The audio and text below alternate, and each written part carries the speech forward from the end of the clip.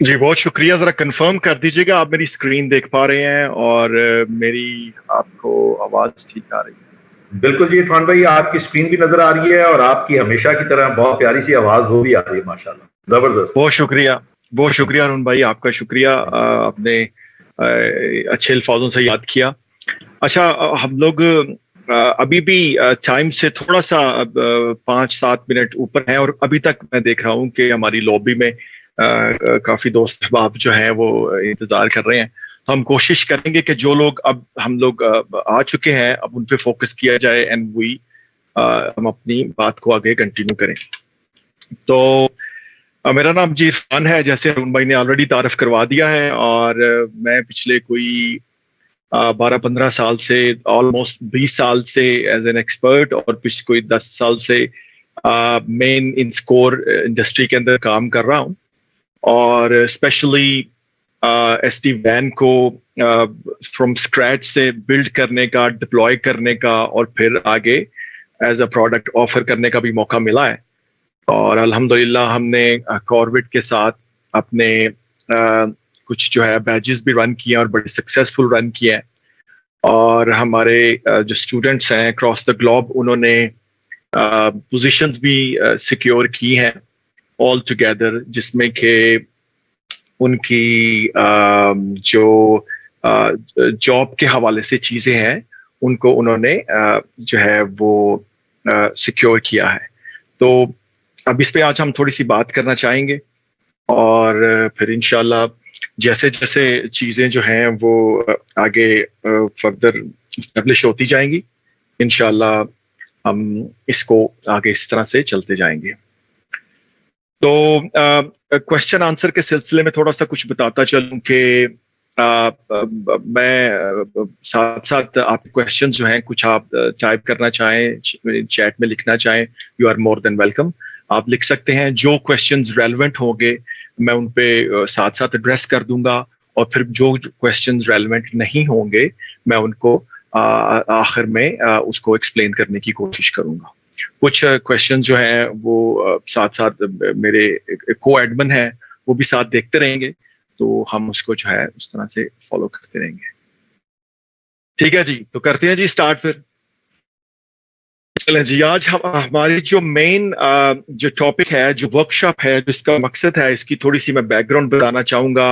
और इस पे हम बात करेंगे कि SD वैन की क्यों जरूरत पेश आई, क्या वजह है, मार्केट में इसकी जरूरत कैसे आई, लेगेसी और किस तरह की जो इंडस्ट्रीज में टेक्नोलॉजीज ऑलरेडी चल रही थी, ऐसा क्या था उनमें कि वो टेक्नोलॉजीज इतनी फुलफिलिंग नहीं थी या इतनी ज्यादा वो रोबस्ट नहीं थी कि वो आज के इस नेटवर्क को, कटिंग एज नेटवर्क को सपोर्ट कर सकती और जो इंडस्ट्री की डिमांड है उसको सपोर्ट कर सकती। तो इन सारी चीजों पे हम बात करेंगे। ये कुछ SD वैन से रिलेटेड जो ट्रेनिंग कॉर्बेट प्रोवाइड करता है, उसमें ये कुछ प्री रेक्विजिट हैं जिसमें ये उम्मीद की जाती है या ये अंडरस्टैंड किया जाता है कि कुछ बेसिक इंटरप्राइज से रिलेटेड नेटवर्क की स्किल्स अगर कैंडिडेट के पास हों तो वो SD वैन के अंदर बड़ा अच्छा परफॉर्म करते हैं,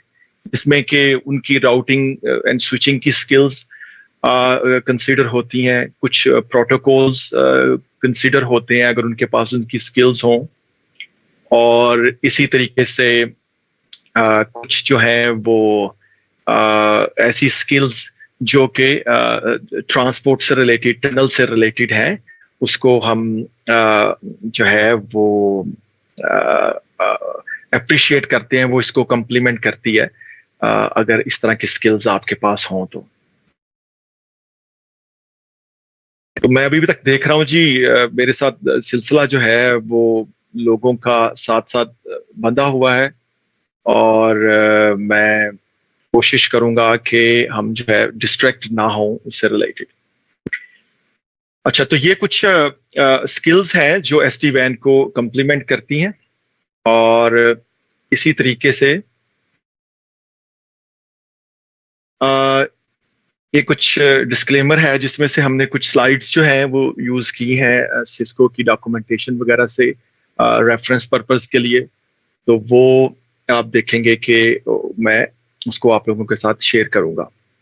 जी, मैं आपके क्वेश्चन अभी शुरू करते हैं इस पे क्या किस प्रॉब्लम को सॉल्व करती है और क्या चैलेंजेस वगैरह हैं इंशाल्लाह, तो इसको भी देखते हैं।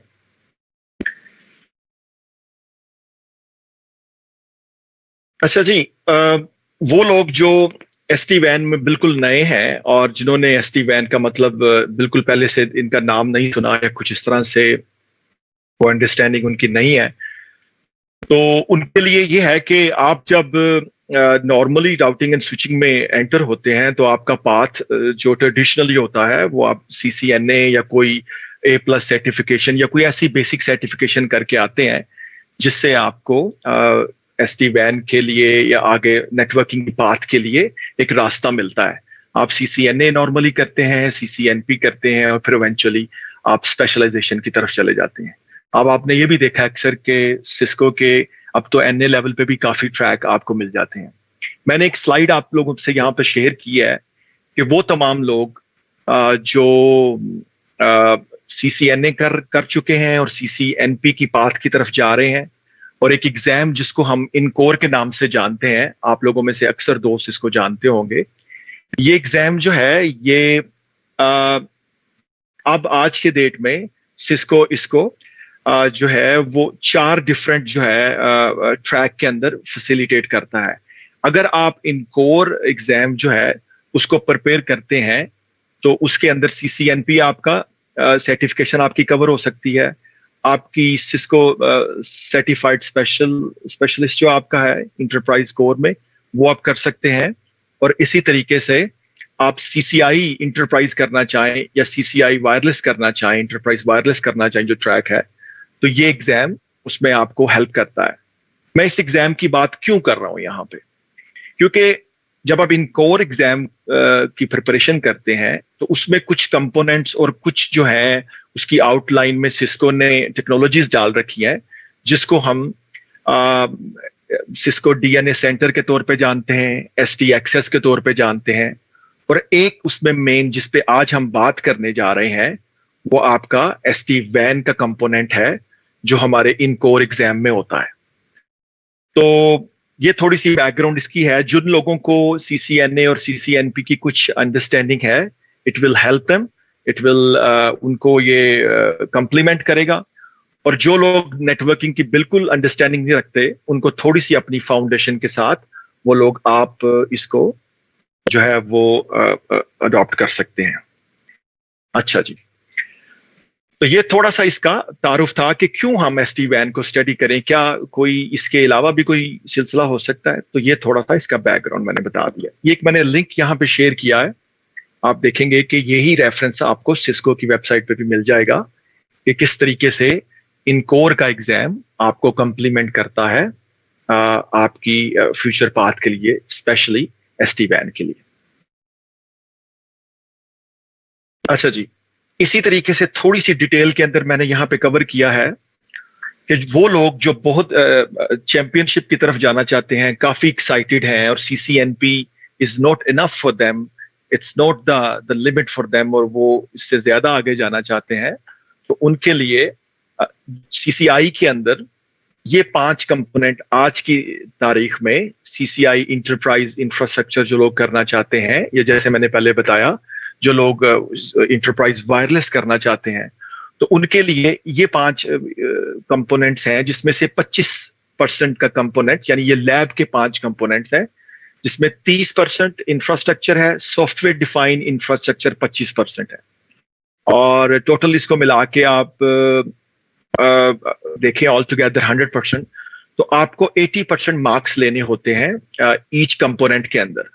तो यहाँ पे इस स्लाइड को बताने का मकसद ये है कि वो लोग जो CCI करना चाहते हैं उनका CCI तब तक जो है वो मुकम्मल नहीं होगा जब तक वो ST वैन और ST एक्सेस, ये 2 कंपोनेंट हैं आगे इसके अंदर, जब तक वो उनको हैंड्स ऑन कर नहीं लेते। तो ये मेन 25% का आपका एक उसमें टॉपिक है, और उस टॉपिक के अंदर ये ST एक्सेस की इसकी पूरी जो है वो आउटलाइन है, और ये ST वैन की आउटलाइन है जो आज का हमारा टॉपिक है। तो मैंने इसको कोरिलेट कर दिया है कि क्यों आप ST वैन करना चाहेंगे और अगर आप सिस्को की किसी पाथ के अंदर जो है वो फॉलो कर रहे हैं इसको, तो उस पाथ के लिए आपको क्या करना पड़ेगा।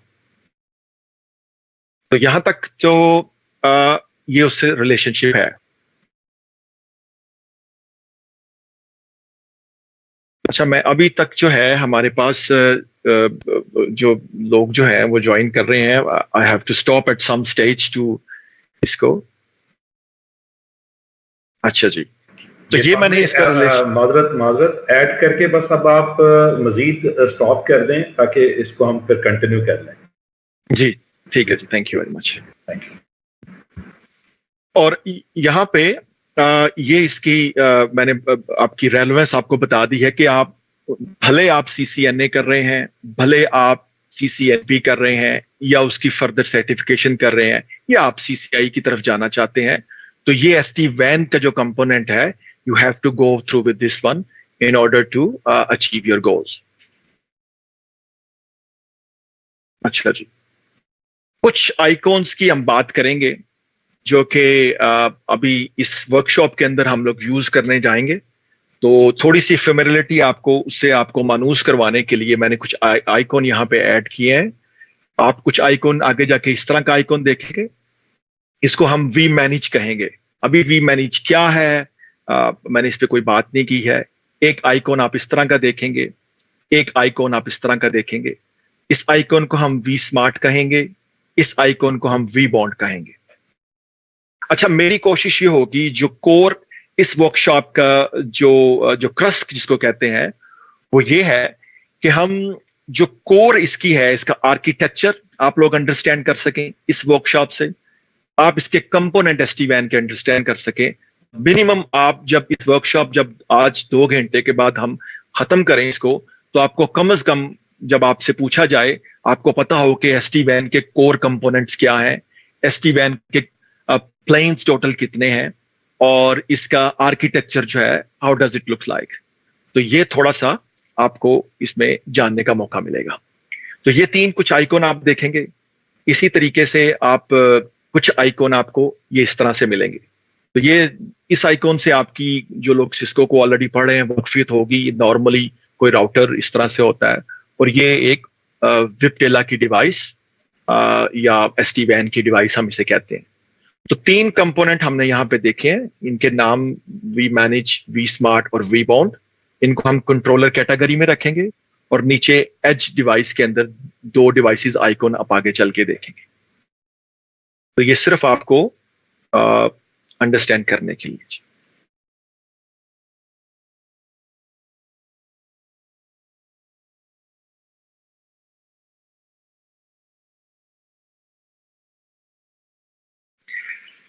जी, लेगेसी नेटवर्क डिजाइन चैलेंजेस। अब वो सवाल एक साहब ने पूछा था जी, क्यों SD-WAN की जरूरत पेश आई। तो असल में सिलसिला कुछ क्यों है, थोड़ी सी इसकी बैकग्राउंड कुछ इस तरह से है कि नेटवर्क्स के अंदर आपने देखा है कि आज के दिन में आप किसी एक इंटरप्राइज का नेटवर्क ले लीजिए। नेटवर्क्स की भी कई किस्में हैं। सर्विस प्रोवाइडर आपने सुना होगा, लोगों को प्रोवाइड करते हैं। Tier 1 है, Tier 2 है, Tier 3 है। इसी तरीके से आपकी इंटरप्राइज नेटवर्किंग है, जिसपे हमारा स्कोप है, जहां पे मुख्तलिफ किस्म की small to medium and large business organisations अपने बिजनेस को एनहेंस करने के लिए, अपनी प्रोडक्टिविटी को बढ़ाने के लिए और अपने काम को एफिशिएंट अंदाज में करने के लिए इस टेक्नोलॉजी का इस्तेमाल करती हैं, जो कि इंटरनेट और दूसरी नेटवर्किंग की दुनिया में आप और मैं जानते हैं। बैंकिंग सेक्टर में आपने देखा होगा एवरीडे में ATMs मशीन है, और इस तरह की ऐसी डिवाइसेस हैं जो एक दूसरे से कम्युनिकेट करती हैं नेटवर्क के ऊपर, और फिर उससे कोई भी जो बिजनेस ऑर्गेनाइजेशन है वो अपनी परफॉर्मेंस को बेहतर करती है, आउटपुट को बेहतर करती है, और अपना जो एंड गोल जो उसकी सर्विसेज है उसके कस्टमर को, उसको वो डिलीवर करती है एक बेहतर अंदाज के अंदर। उसकी कई मिसालें आपको पूरी दुनिया में मिल सकती हैं। तो जो ट्रेडिशनल जो नॉर्मल हालात के अंदर, इसको हम लेगेसी भी कहते हैं, ओल्ड वर्ल्ड कह लीजिए, लेगेसी वर्ल्ड कह लीजिए, उसके अंदर जो नेटवर्किंग की जो जो की चैलेंजेस थे, उसमें एक तो किसी भी नेटवर्क को डिप्लॉय करना। मिसाल के तौर पे एक बैंक है, उसकी 50 ब्रांचेस हैं, तो उसने अपनी 51वीं ब्रांच खोलनी है। तो उस ब्रांच को खोलने के लिए उसको जो रिसोर्स चाहिए, जो प्लानिंग चाहिए और जितनी कम्युनिकेशन रिक्वायर्ड है और जो स्टेजेस रिक्वायर्ड हैं, वो टाइम जो है इट्स टेक टू लॉन्ग। तो नॉर्मल लेगेसी वर्ड के अंदर, जब मैं लेगेसी का वर्ड इस्तेमाल करूंगा तो मैं आम हालात के अंदर जो एक्टिविटी इस्तेमाल होती है उसमें काफी ज्यादा टाइम टेकिंग एक्टिविटी होती थी। छोटी सी चीजें भी आपने चेंज करनी है। जो लोग नेटवर्किंग से वाबस्ता हैं वो जानते होंगे कि आपको किसी ACL के अंदर या कोई फायरवॉल के अंदर या कोई ऐसी छोटी सी चेंज करनी है अपने नेटवर्क के अंदर, और वो चेंज इतनी जरूरी है कि आपने तमाम ब्रांचेस पे करनी है और आपकी 50 ब्रांचेस हैं, तो आपके लिए ये एक मिनी प्रोजेक्ट जो है होता है काम। आपको प्लान करनी पड़ती है आउटेज, आफ्टर जाकर चीजें चेंज करनी पड़ती हैं, फिर उसकी कॉन्फ़िगरेशन लिखनी पड़ती है और एक छोटी सी चेंज के लिए। तो ये एक बड़ा ट्रेडिशनली चैलेंज देखा जाता है लेगेसी नेटवर्क्स के अंदर। तो इस चैलेंज को ओवरकम करने के लिए कि क्या ऐसा किया जाए कि हमारी टुगेदर चेंजेस जो है, मेरा अगर 50 साइट्स का नेटवर्क है या मेरे पास 100 ब्रांचेस हैं, तो मैं ऐसा क्या करूं सेंट्रली बैठ के कि मेरा नेटवर्क जो है वो सब पे चेंजेस हो जाए। तो ये एक ड्राइव थी SD-WAN को मार्केट में लाने की। दूसरी फिर ड्राइव ये भी थी कि over the period of time आपने देखा कि इंटरनेट जो है वो सस्ते से सस्ता होता चला गया, उसकी बैंडविड्थ बढ़ती जा रही है। एक वक्त था कि हम डायल अप से हमने शुरू किया और फिर हमने प्राइवेट लाइनें लेनी शुरू की जो कि आज भी बड़ी एक्सपेंसिव है, जिनको हम T1 E1 लाइन के तौर पे जानते थे या MPLS लिंक के तौर पे जानते थे या VPLS लिंक के तौर पे जानते थे। ये वो तमाम प्राइवेट लिंक हैं जो आपकी कोई भी ऑर्गेनाइजेशन अपने नेटवर्क को, प्राइवेट नेटवर्क को स्टैब्लिश करने के लिए खरीदती थी और आज भी खरीद रही है। तो जब इंटरनेट दुनिया में इतनी तेजी से फैलना शुरू हुआ और उसकी बैंडविड्थ और बाकी चीजें जो हैं वो सस्ती होना शुरू हो गई और बैंडविड्थ बढ़ना शुरू हो गई, तो उसने एक जो है इसको हिट किया, एक डेंट डाला आपकी प्राइवेट नेटवर्क के अंदर। तो ये भी एक बहुत बड़ा जो SD-WAN को इवॉल्व होने के लिए एक इशू इसमें जो है वो इस तरह से उभर के सामने आया।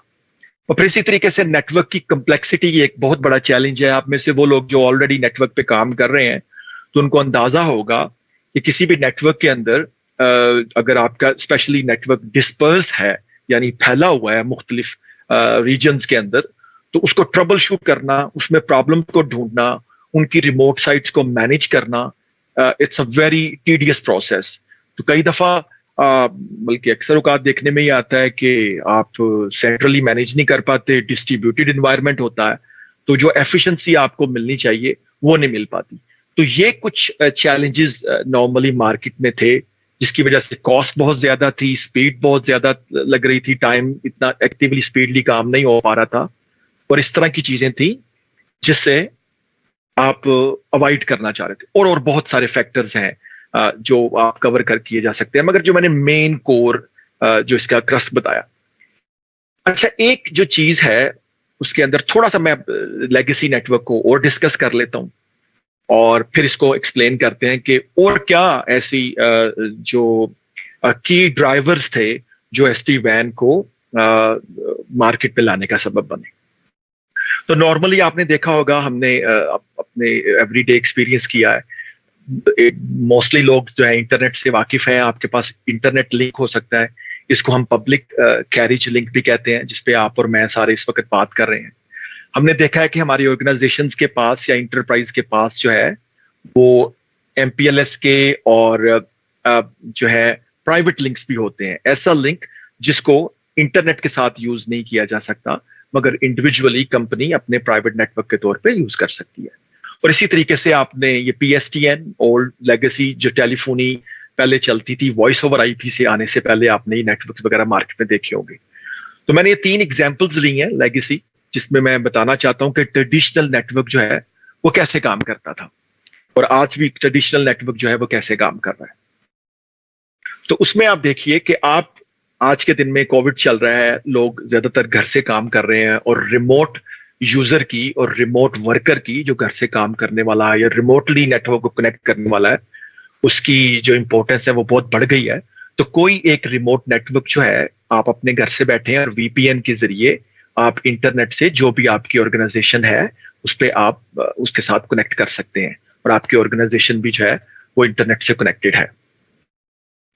इसी तरीके से आप देखते हैं कि आपके रिमोट यूजर के अलावा आपके पास कोई एक ब्रांच हो सकती है। एक ब्रांच है जिसमें एक राउटर लगा हुआ है, उस राउटर के साथ कुछ स्विच लगे हुए हैं, कुछ फोन लगे हुए हैं, कुछ एक्सेस पॉइंट लगे हुए हैं। ये रिमोट साइट है, इसकी आप कनेक्टिविटी करवा देते हैं। आपने एक PSTN लाइन ली हुई है, आपने कोई MPLS लाइन ली हुई है, मे बी आपने कोई एक इंटरनेट लिंक भी लिया हुआ है।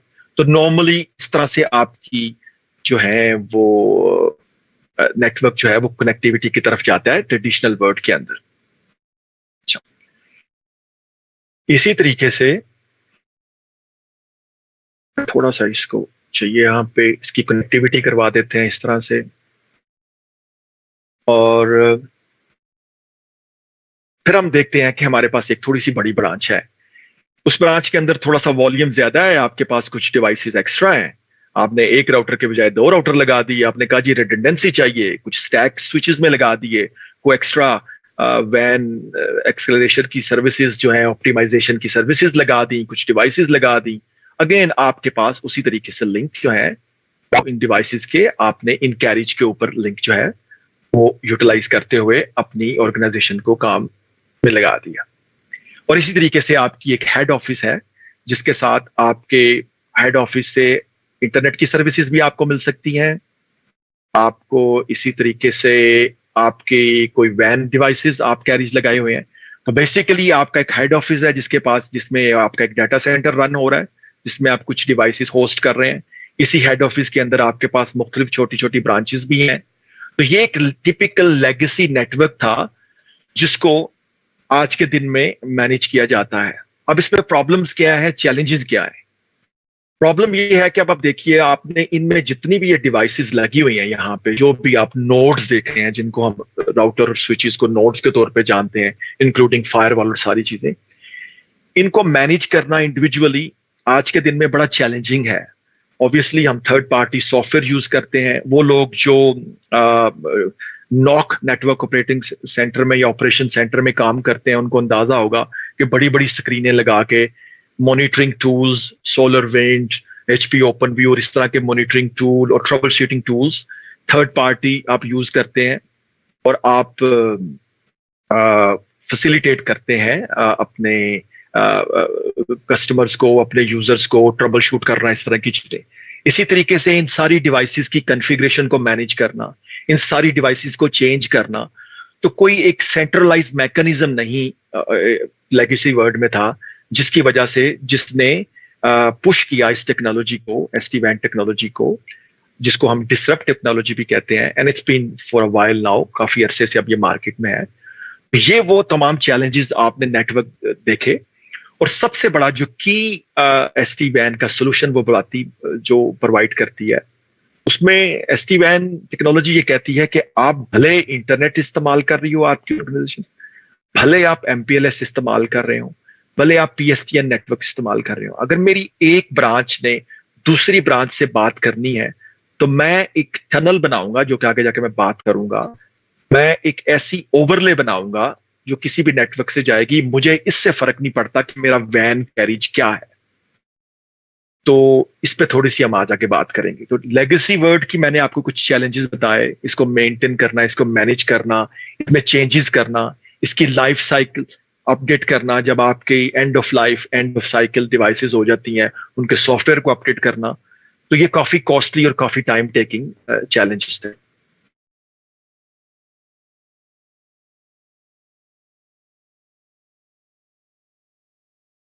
तो ट्रेडिशनल वर्ल्ड के अंदर अगर आपके पास ये डिवाइसेस हैं, मिसाल के तौर पे ये डिवाइसेस आपके लेगेसी वर्ल्ड में है, अगर इन्होंने आपस में फुली मैश नेटवर्क जिसको हम कहते हैं, ऐसा नेटवर्क जिसकी तमाम डिवाइसेस सबसे बात कर रही हों, पार्शली मैश नेटवर्क, ऐसा नेटवर्क जिसकी चंद डिवाइसेस एक दूसरे से बात कर रही हों या वन ऑन बात कर रही हों, ट्रेडिशनली नेटवर्क के कुछ कनेक्शंस या आपको कैरिज की जो सर्विसेज है, इसके दरमियान में कोई भी कैरिज हो सकती है, MPLS हो सकती है, इंटरनेट हो सकती है, कोई कैरिज भी हो सकती है, वो आपको फुल मैश नेटवर्क और एक्स्ट्रा कैरिज चाहिए होती थी। जबकि एसटी वैन के वर्ड के अंदर आप देखेंगे कि जरूरी नहीं कि आपकी एज डिवाइसेस जो है वो फुल मैश आपस में कनेक्टिविटी क्रिएट करें. They have to only connect to certain devices, जो कि आगे जाके अभी हम देखेंगे उसके अंदर.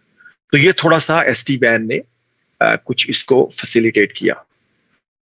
अच्छा, मैं की ड्राइवर की तरफ आता हूं, जिसकी मैंने अभी तक बात नहीं की है. नहीं जी, ये एक स्लाइड है जिसमें आप देखेंगे कि जो की ड्राइवर्स हैं, आप और मैं इस वक्त हम लोग सारे कोई ना कोई ऐसी सर्विस जरूर यूज कर रहे हैं. आपने नाम एक टर्मिनोलॉजी अक्सर सुनी होगी क्लाउड के अंदर, जिसमें SaaS या infrastructure as a service, software as a service और प्लेटफॉर्म एज अ सर्विस. आपने ये टर्मिनोलॉजी बड़ी कॉमनली सुनी हुई होगी. तो उन लोगों के लिए जो पहली दफा ये टर्मिनोलॉजी सुन रहे हैं, बड़ी आसानी के साथ, कि आप और मैं, एक वक्त था कि हम लोग ऑफिस, माइक्रोसॉफ्ट ऑफिस इंस्टॉल करते थे अपने पीसी के अंदर, उसको यूज करते थे. आज ऑफिस 365 या कोई भी ऐसी ऑफिस की सर्विस जो क्लाउड में होस्ट है, उसको हम सॉफ्टवेयर एज अ सर्विस के तौर पे यूज करते हैं. आप में से बहुत सारे लोग ऐसी सर्विसेज स्टोरेज के लिए गूगल ड्राइव या कोई ऐसी ड्राइव यूज करते हैं, तो उनकी सर्विस को आप स्टोरेज एज अ सर्विस के तौर पे, basically software as a storage के तौर पे आप ये सर्विसेज यूज करते हैं. जो कि एक बहुत बड़ी ड्राइव थी कि जो इंटरप्राइज के अंदर एप्लीकेशंस की आपस में कम्युनिकेशन जो थी, वो इंटरप्राइज से निकलकर और क्लाउड में चली गई.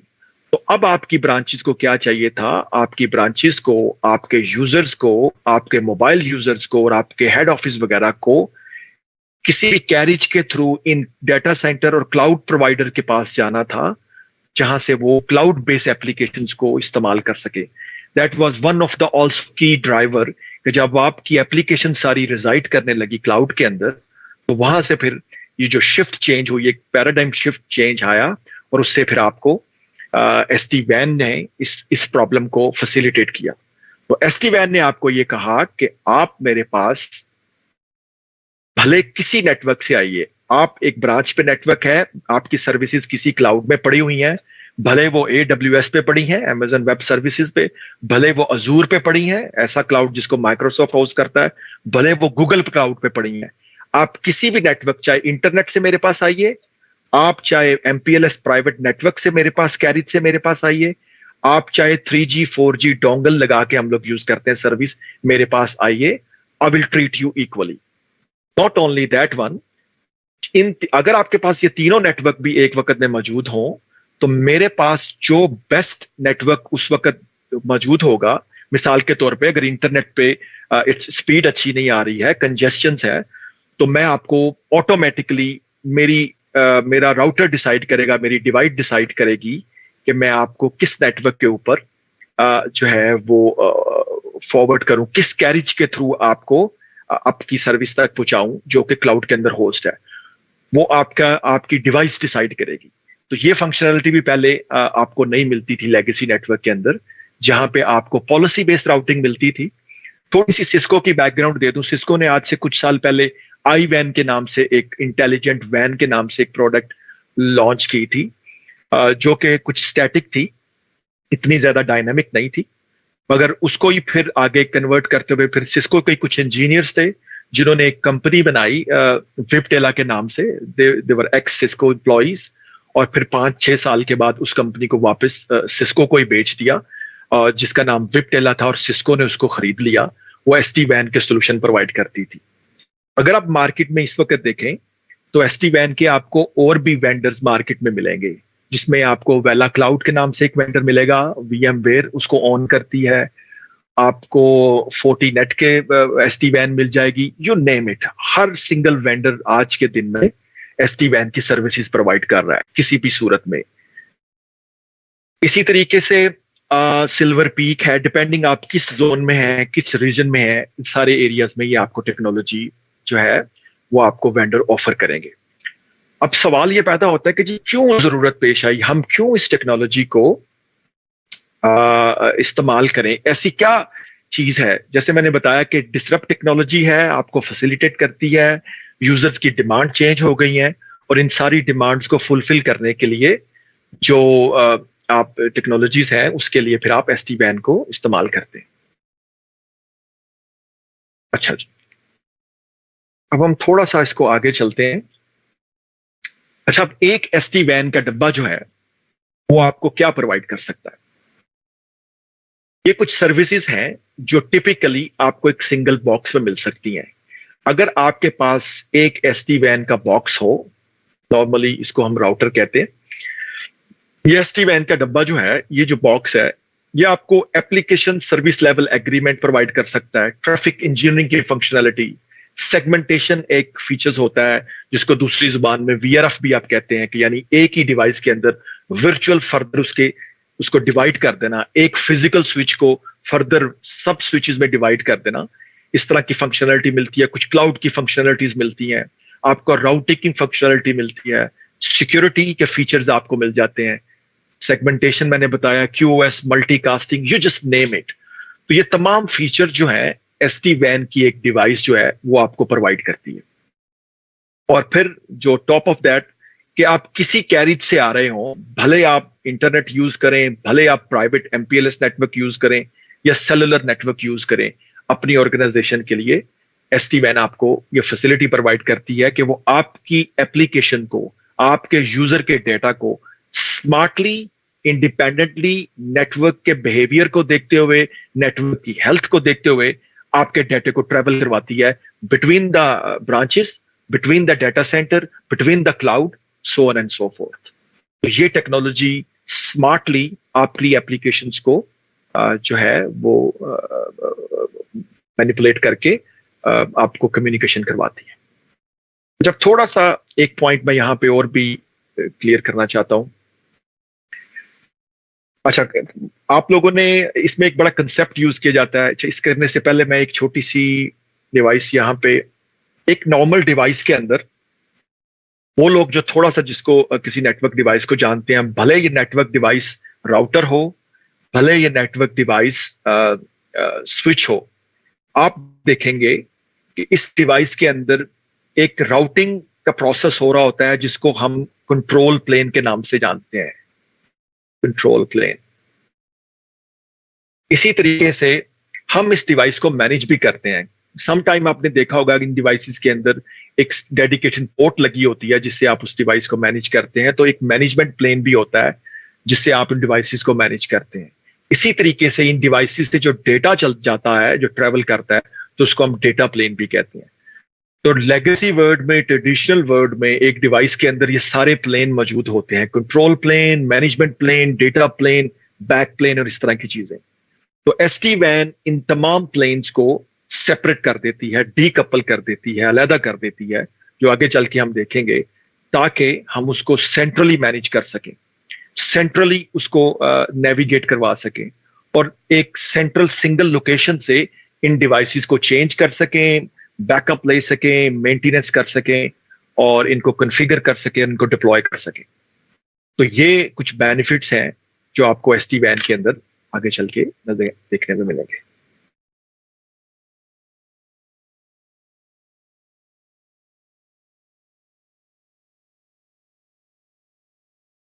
अच्छा, एक छोटी सी टर्मिनोलॉजी इसमें हम इस्तेमाल करेंगे, अंडरले और ओवरले। एक कंसेप्ट यहाँ पे इस एसटी वैन के अंदर हम इस्तेमाल करते हैं। आप में से तब वो लोग जिन्होंने ऑलरेडी नेटवर्क पे काम कर रहे हैं, टनल का कोई कंसेप्ट आप लोगों को होगा, आपने टनल का नाम सुना हुआ होगा। बड़ी मशहूर 2-3 टनल्स के नाम लिए जाते हैं, अगर आप चैट में बताना चाहें तो इट्स वेरी गुड। आपने आईपीसेक टनल का नाम सुना होगा, आपने जीआरई टनल का नाम सुना होगा। तो जब भी कोई दो डिवाइसेस आपस में कनेक्ट करती हैं, मैं एक नॉर्मल वर्ड की बात कर रहा हूं, मेरे पास एक मेरा राउटर एक ब्रांच पे है, दूसरी ब्रांच पे दूसरा राउटर है, दरमियान में मेरे पास इंटरनेट का कनेक्शन है, ये दोनों इंटरनेट से कनेक्ट हैं। तो मैं इस कनेक्शन को, जो फिजिकल कनेक्शन इनका है, इसको मैं अंडरले कंसीडर करता हूं। हम कहते हैं कि अंडरले ट्रांसपोर्ट नेटवर्क है, बेसिकली ये फिजिकल इंफ्रास्ट्रक्चर का कनेक्शन है। और अगर इन दोनों साइट के दरमियान में मैं एक टनल स्टैब्लिश कर दूं, जो कि आईपीसेक की हो सकती है, जीआरई की हो सकती है, तो इस टनल को मैं ओवरले टनल जो है वो कंसीडर करूंगा, या मैं इसको कहूंगा कि ये ओवरले बिल्ड कर दिया है। तो इंफ्रास्ट्रक्चर, फिजिकल कनेक्टिविटी अंडरले, और उसके ऊपर जो भी चीज हम लोग बिल्ड करते हैं उसको हम ओवरले कंसीडर करते हैं। और बड़ा कॉमन कंसेप्ट है लेगेसी वर्ड के अंदर, हम इसे कहते हैं कोई भी tunneling concept. Site to site VPN, yes DM VPN, yes कैप वेब tunnel, very good VPN tunnel, GRE and IPsec, आप सब लोग चैंपियन हैं, वेरी गुड। मेरी कोशिश ये है कि वो तमाम दोस्त जो इन टर्मिनोलॉजी से वाकिफ नहीं है तो उनको भी साथ लेके चला जाए ताकि दे कैन अंडरस्टैंड। और इसी तरीके से हमने ओवरले, अंडरले, और अब मैं बात करूंगा थोड़ी सी यही टनल्स की, कि फिजिकल लिंक्स के ऊपर, फिजिकल कनेक्टिविटी के ऊपर, वो एमपीएलएस की हो सकती है, वो इंटरनेट की हो सकती है, वो किसी मीडियम की हो सकती है, उसके ऊपर जो आप टनल स्टैब्लिश करते हैं उसको हम ओवरले कहते हैं। तो एसटी वैन के अंदर हम लोग टनल्स बड़ी हैविली यूज करते हैं, इसका एक कंपोनेंट है। तो अब आपसे इंटरव्यू में कोई बंदा अगर पूछ लेता है कि जी बताइए एसटी वैन को डिफाइन करें, तो आप उसे बता सकते हैं कि sir this is a overlay technology, जो कि इसमें अंडरले and overlay it's establish the tunnels basically. तो किसी एग्जिस्टिंग इंफ्रास्ट्रक्चर के ऊपर आप टनल एस्टैब्लिश करते हैं।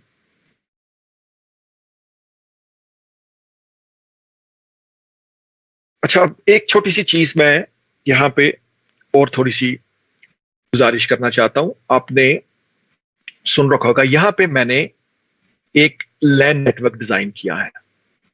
ये मेरा एक लैन नेटवर्क है। इस लैन के अंदर लेट से मेरे पास एक छोटी सी ब्रांच है, एक राउटर है, कुछ 2-3 स्विच लगे हुए हैं यहाँ पे, मिसाल के तौर पे 1-2 स्विच लगे हैं, और इन स्विच के पीछे मेरे पास यहाँ पे यूजर्स बैठे हैं, या कोई प्रिंटर हो सकता है, कोई फोन हो सकता है, कुछ इस तरह की सर्विसेज है लाइन साइड के अंदर।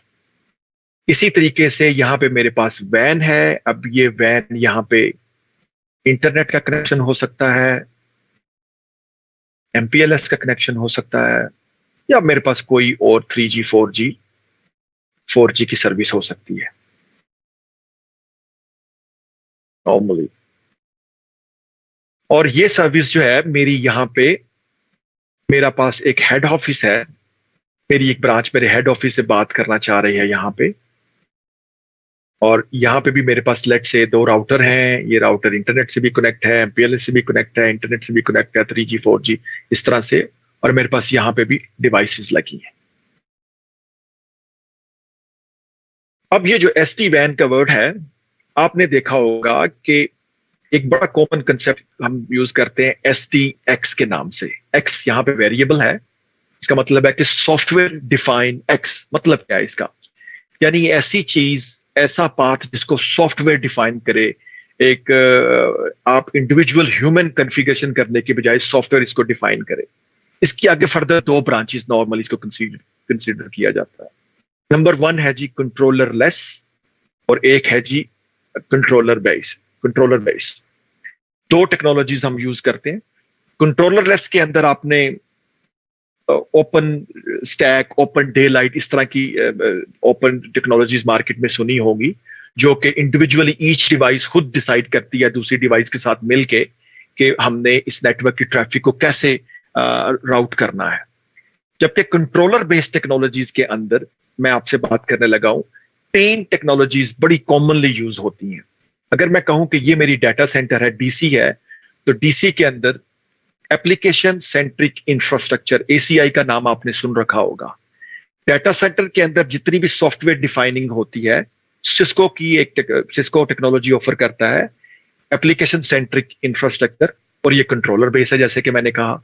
तो इसके कंट्रोलर को हम सिस्को एपिक के नाम से जानते हैं, एपिक, जिसको Cisco application policy infrastructure controller भी कहते हैं। तो ये टेक्नोलॉजी मेरी ACI डाटा सेंटर के लिए हो गई। इसी तरीके से लैन के अंदर एक टेक्नोलॉजी आजकल काफी फेमस है, जिसको हम STA के नाम से जानते हैं, जिसको STXS भी कहते हैं। STXS के अंदर भी ये भी कंट्रोलर बेस्ड टेक्नोलॉजी है। इसके अंदर जो कंट्रोलर हम यूज करते हैं उसको हम DNAC के तौर पे जानते हैं, डिजिटल नेटवर्क आर्किटेक्चर सेंट्रल। ये कंट्रोलर होता है जो आपकी लैन की डिवाइसेस को, तमाम स्विचेस को, आपके फोन्स को, आपके APs को, आपकी एंड डिवाइसेस को मॉनिटर करता है, या उसको मैनेज करता है, या उसको कंट्रोल करता है। तो STXS आपकी लैन की टेक्नोलॉजी, ACI आपकी डाटा सेंटर की टेक्नोलॉजी, और ये जो बीच में आपका एरिया बचता है ये वाला एज डिवाइसेस के साथ, यहां पे जो टेक्नोलॉजी यूज होती है एसटी वैन, software defined wide area network, जो कि हम अभी इसकी बात कर रहे हैं। अच्छा, इससे आपको क्या मतलब, सॉफ्टवेयर डिफाइंड हमने बात तो की इस पे, अब इस पे सवाल ये बनता है कि सर इस पे अगर ये टेक्नोलॉजी कंट्रोलर बेस्ड है तो सर इसके कंट्रोलर भी बता दीजिए। अच्छा, इसके कंट्रोलर जो है वो 3 कंट्रोलर होते हैं जिसकी आज हमने बात करनी है। तो आज के इस सेशन में भले आप कुछ सीखें ना सीखें, हम आपको आपकी वाकफियत कंट्रोलर से करवाएंगे। एसटी वैन कंट्रोलर बेस्ड टेक्नोलॉजी है तो इसके कंट्रोलर कौन से हैं और इसकी एज डिवाइसेस किस तरह की होती हैं और ये आपस में इसके कंपोनेंट क्या होते हैं और ये कैसे बात करते हैं। ठीक है जी।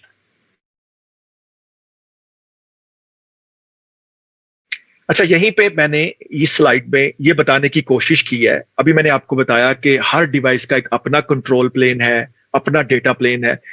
दूसरे लफ्जों में control plane sir, routing table sir, routing table को कंट्रोल प्लेन, बीजीपी है, ओएसपीएफ, तो जितनी भी राउटिंग कंट्रोल है that's called your control plane.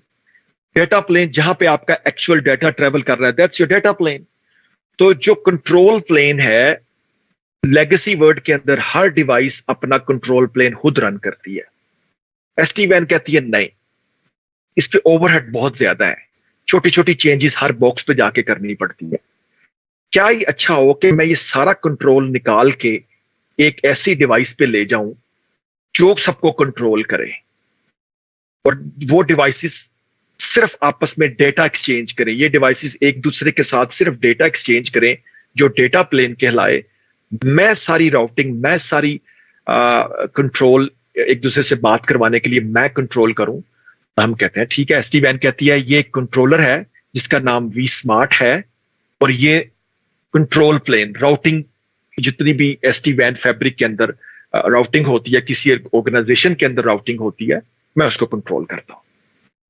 तो एक single device, obviously multiple devices लगी होती हैं सिंगल पॉइंट ऑफ फेलियर से बचने के लिए, कि एक डिवाइस अगर खराब हो जाए तो पूरा का पूरा नेटवर्क ना बैठ जाए। 2-3, नॉर्मली 2 हम लोग यूज करते हैं। अच्छा, मेरी कोशिश है, मैं बहुत ज्यादा बेसिक कोशिश कर रहा हूं क्योंकि काफी सारे दोस्तों ने रिक्वेस्ट की थी कि सर बेसिक रखिएगा, ज्यादा जो है ना नाम जो है वो शशके काफी डाले जा सकते हैं, नाम काफी ज्यादा किए जा सकते हैं, मगर चैलेंज ये है कि हमने इस चीज को समझना है ताकि एटलीस्ट आप इस सेशन से जब जाएं तो कोई आपसे एसटी वैन पे बात करे तो आप उसे बता सकें कि जी एसटी वैन ये चैलेंज सॉल्व करती है, ये एसटी वैन सोल्यूशन प्रोवाइड करती है और ये इसके कंपोनेंट्स हैं। ओके, ठीक है जी, थैंक यू जी।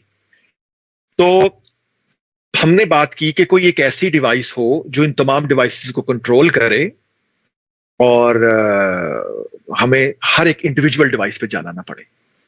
तो हमने उसके लिए कंट्रोलर, अब मैंने आपको बताए कंट्रोलर, एस टी एक्सेस के कंट्रोलर बताए डी नैक के नाम से, एसीआई के कंट्रोलर बताए एपिक के नाम से, एस टी वैन के भी कंट्रोलर हैं, ये भी कंट्रोलर बेस्ड टेक्नोलॉजी है। तो इसके 3 कंट्रोलर्स हैं। एक कंट्रोलर को हम कहते हैं वी मैनेज, मैं वीएम से कह देता हूं। एक को हम कहते हैं वी बॉन्ड और एक को हम कहते हैं वी स्मार्ट। 3 कंट्रोलर्स हैं, समझ ले 3 भाई हैं, सिक्योरिटी का काम करते हैं, इसको बड़ी डिटेल में भी हम देखते हैं। तो एसटी वैन कंट्रोलर बेस्ड टेक्नोलॉजी है, 3 इसके कंट्रोलर हैं main, we bond, we manage, vSmart. चूंकि हम सिस्को के सोल्यूशन की बात कर रहे हैं तो हम सिस्को ये 3 सोल्यूशन यूज करता है। अब मैं चूंकि वेला क्लाउड का सोल्यूशन भी प्रोवाइड करता हूं तो उसमें बीपीसी और वीसीओ इस तरह डिफरेंट गेटवेज आ जाते हैं। मैं चूंकि फोर्टीनेट के भी उस पर काम कर रहा हूँ, सिल्वर पीक पे भी कर रहा हूँ, तो मोर और लेस एसटी वैन का कंसेप्ट तमाम वेंडर के पास सेम है। हमने बात की अंडरले ओवरले की, अंडरले ओवरले सोल्यूशन प्रोवाइड करती है। हमने बात की सेंट्रलाइज मैनेजमेंट की, हमने बात की ये टेक्नोलॉजीज कंट्रोलर बेस है, कंट्रोलर से मैनेज होती हैं, कंट्रोलर लेस नहीं है। ठीक है जी,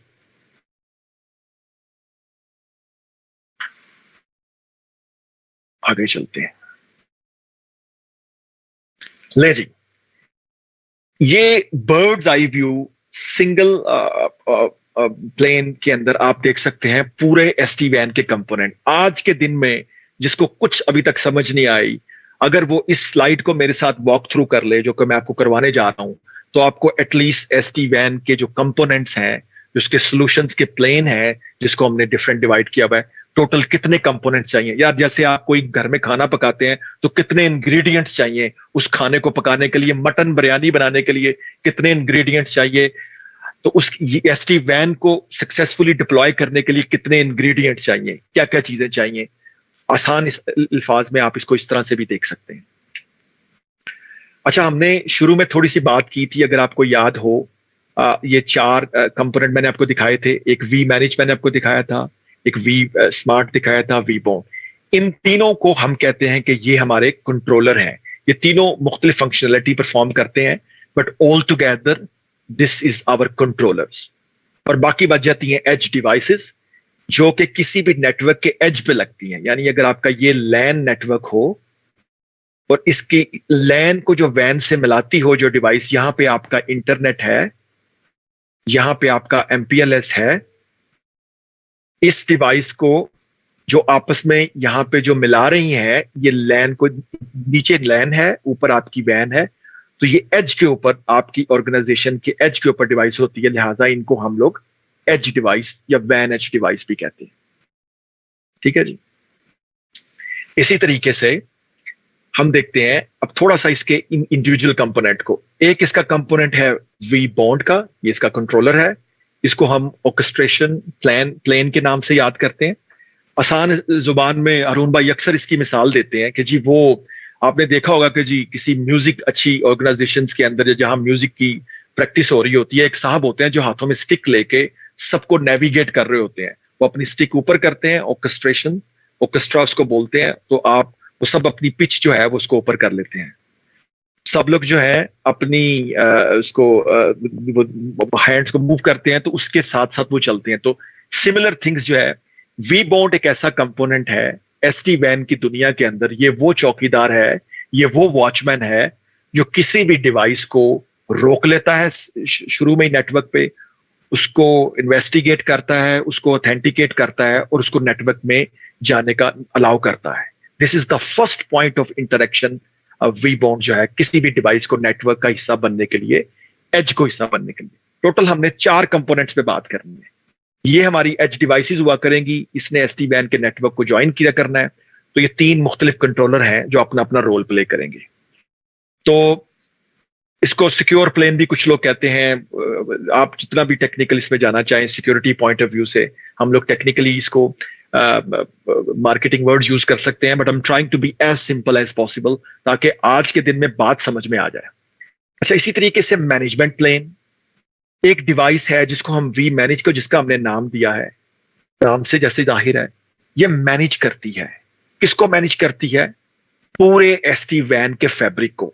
आपके पास अगर ब्रांचेस में, डाटा सेंटर में SD-WAN की डिवाइसेस लगी हैं, आपके पास ब्रांचेस में डिवाइसेस लगी हैं, या आपके पास कोई और कंट्रोलर लगे हैं, या आपके पास vBond लगे हैं, इन तमाम डिवाइसेस को vManage एक बॉक्स है, ये मैनेज करता है। ये भी एक कंट्रोलर है, तो इसको हमने vManage कह दिया। तो ये मैनेजमेंट प्लेन, ये आप देखेंगे कि ये काम करता है। अच्छा जी, इसी तरीके से हम देखेंगे कि अच्छा, मेरे पास अभी भी जो है वो रिक्वेस्ट जो है जो ज्वाइन करने की आ रही हैं, तो अब थोड़ा सा हम फोकस करेंगे अपनी चीजों पे, क्योंकि थोड़ा सा डिस्ट्रैक्शन यहां पे है। अच्छा जी, अब यहां पे आप देखिए कि हम बात करेंगे, हमने vManage की बात की। अच्छा, vManage ये एक ऐसा डैशबोर्ड है जिससे बैठ के आपको अपनी ऑर्गेनाइजेशन के तमाम लिंक्स की, डिवाइसेस की, उनकी हेल्थ पता चल सकती है, उनकी मॉनिटरिंग, वो उनका लिंक कैसा है, वो कैसा परफॉर्म कर रही हैं, कौन सा लिंक बिजी है, बाकी इस तरह की चीजें, डाटा की यूटिलाइजेशन क्या है। तो तमाम एनालिटिक्स जो नॉर्मली आपको थर्ड पार्टी सॉफ्टवेयर से मिलते थे, अब वो आपको सिस्को बिल्ट इन SD-WAN के अंदर vManage के थ्रू प्रोवाइड करता है। अगर आप थोड़े से और चैंपियन हैं, तो आप इन तमाम डेटे को थर्ड पार्टी एपीआई के थ्रू एप्लीकेशन प्रोग्रामिंग इंटरफेस, यानी इसको एक्सपोर्ट करते हुए एप्लीकेशन किसी भी थर्ड पार्टी एप्लीकेशन के साथ इसको डिस्प्ले करवा सकते हैं, इसके बेटर ग्राफ बनवा सकते हैं, इसको ऑफलोड कर सकते हैं। इस तरह की चीजें आप ये भी कर सकते हैं। अच्छा, इसी तरीके से ये हो गया हमारा मैनेजमेंट प्लेन। तो हमने बात की ऑर्केस्ट्रेशन की, उसके बाद मैनेजमेंट प्लेन की। एक और हमारा प्लेन है जिसको हम कंट्रोल प्लेन भी कहते हैं। अच्छा, ये कंट्रोल प्लेन ये करता है कि ये आपकी जितनी भी आपकी डिवाइसेस हैं, जितनी एज डिवाइसेस हैं, उनकी जितनी भी राउटिंग है, किसने किससे बात करनी है, कैसे राउटिंग है, कौन सा शॉर्टेस्ट पाथ है, कौन सा लिंक बेहतर है, किसकी डिले कम है, किसका जिटर कम है, किसकी बैंडविड्थ इंप्रूव्ड है, इट विल डिसाइड अकॉर्डिंगली। कुछ मैकेनिज्म, कुछ पैरामीटर्स होते हैं। तो ये कंट्रोल प्लेन जो है उसको देखते हुए डिसाइड करता है और तमाम ब्रांचेस को बताता है कि आप इंटरनेट का पाथ लेके बात करें या एमपीएलएस का पाथ लेके बात करें एक दूसरे से। तो ये कंट्रोल प्लेन तमाम के तमाम, इस डिवाइस को हम कहते हैं वी स्मार्ट, इस डिवाइस को हमने कहा वी मैनेज, इस डिवाइस को हमने कहा वी बॉन्ड। अच्छा, मजे की बात है, ये तीनों की तीनों डिवाइस वर्चुअल होती हैं। There is no hardware physical device जिसको आप छू सकें। ये किसी भी सर्वर पे आप चाहें तो अपनी कंपनी के अंदर इंस्टॉल कर लें, आगे जाके हम देखेंगे उसे हम ऑन प्रेमिसेस कह देंगे। आप चाहें तो क्लाउड में इंस्टॉल कर लें।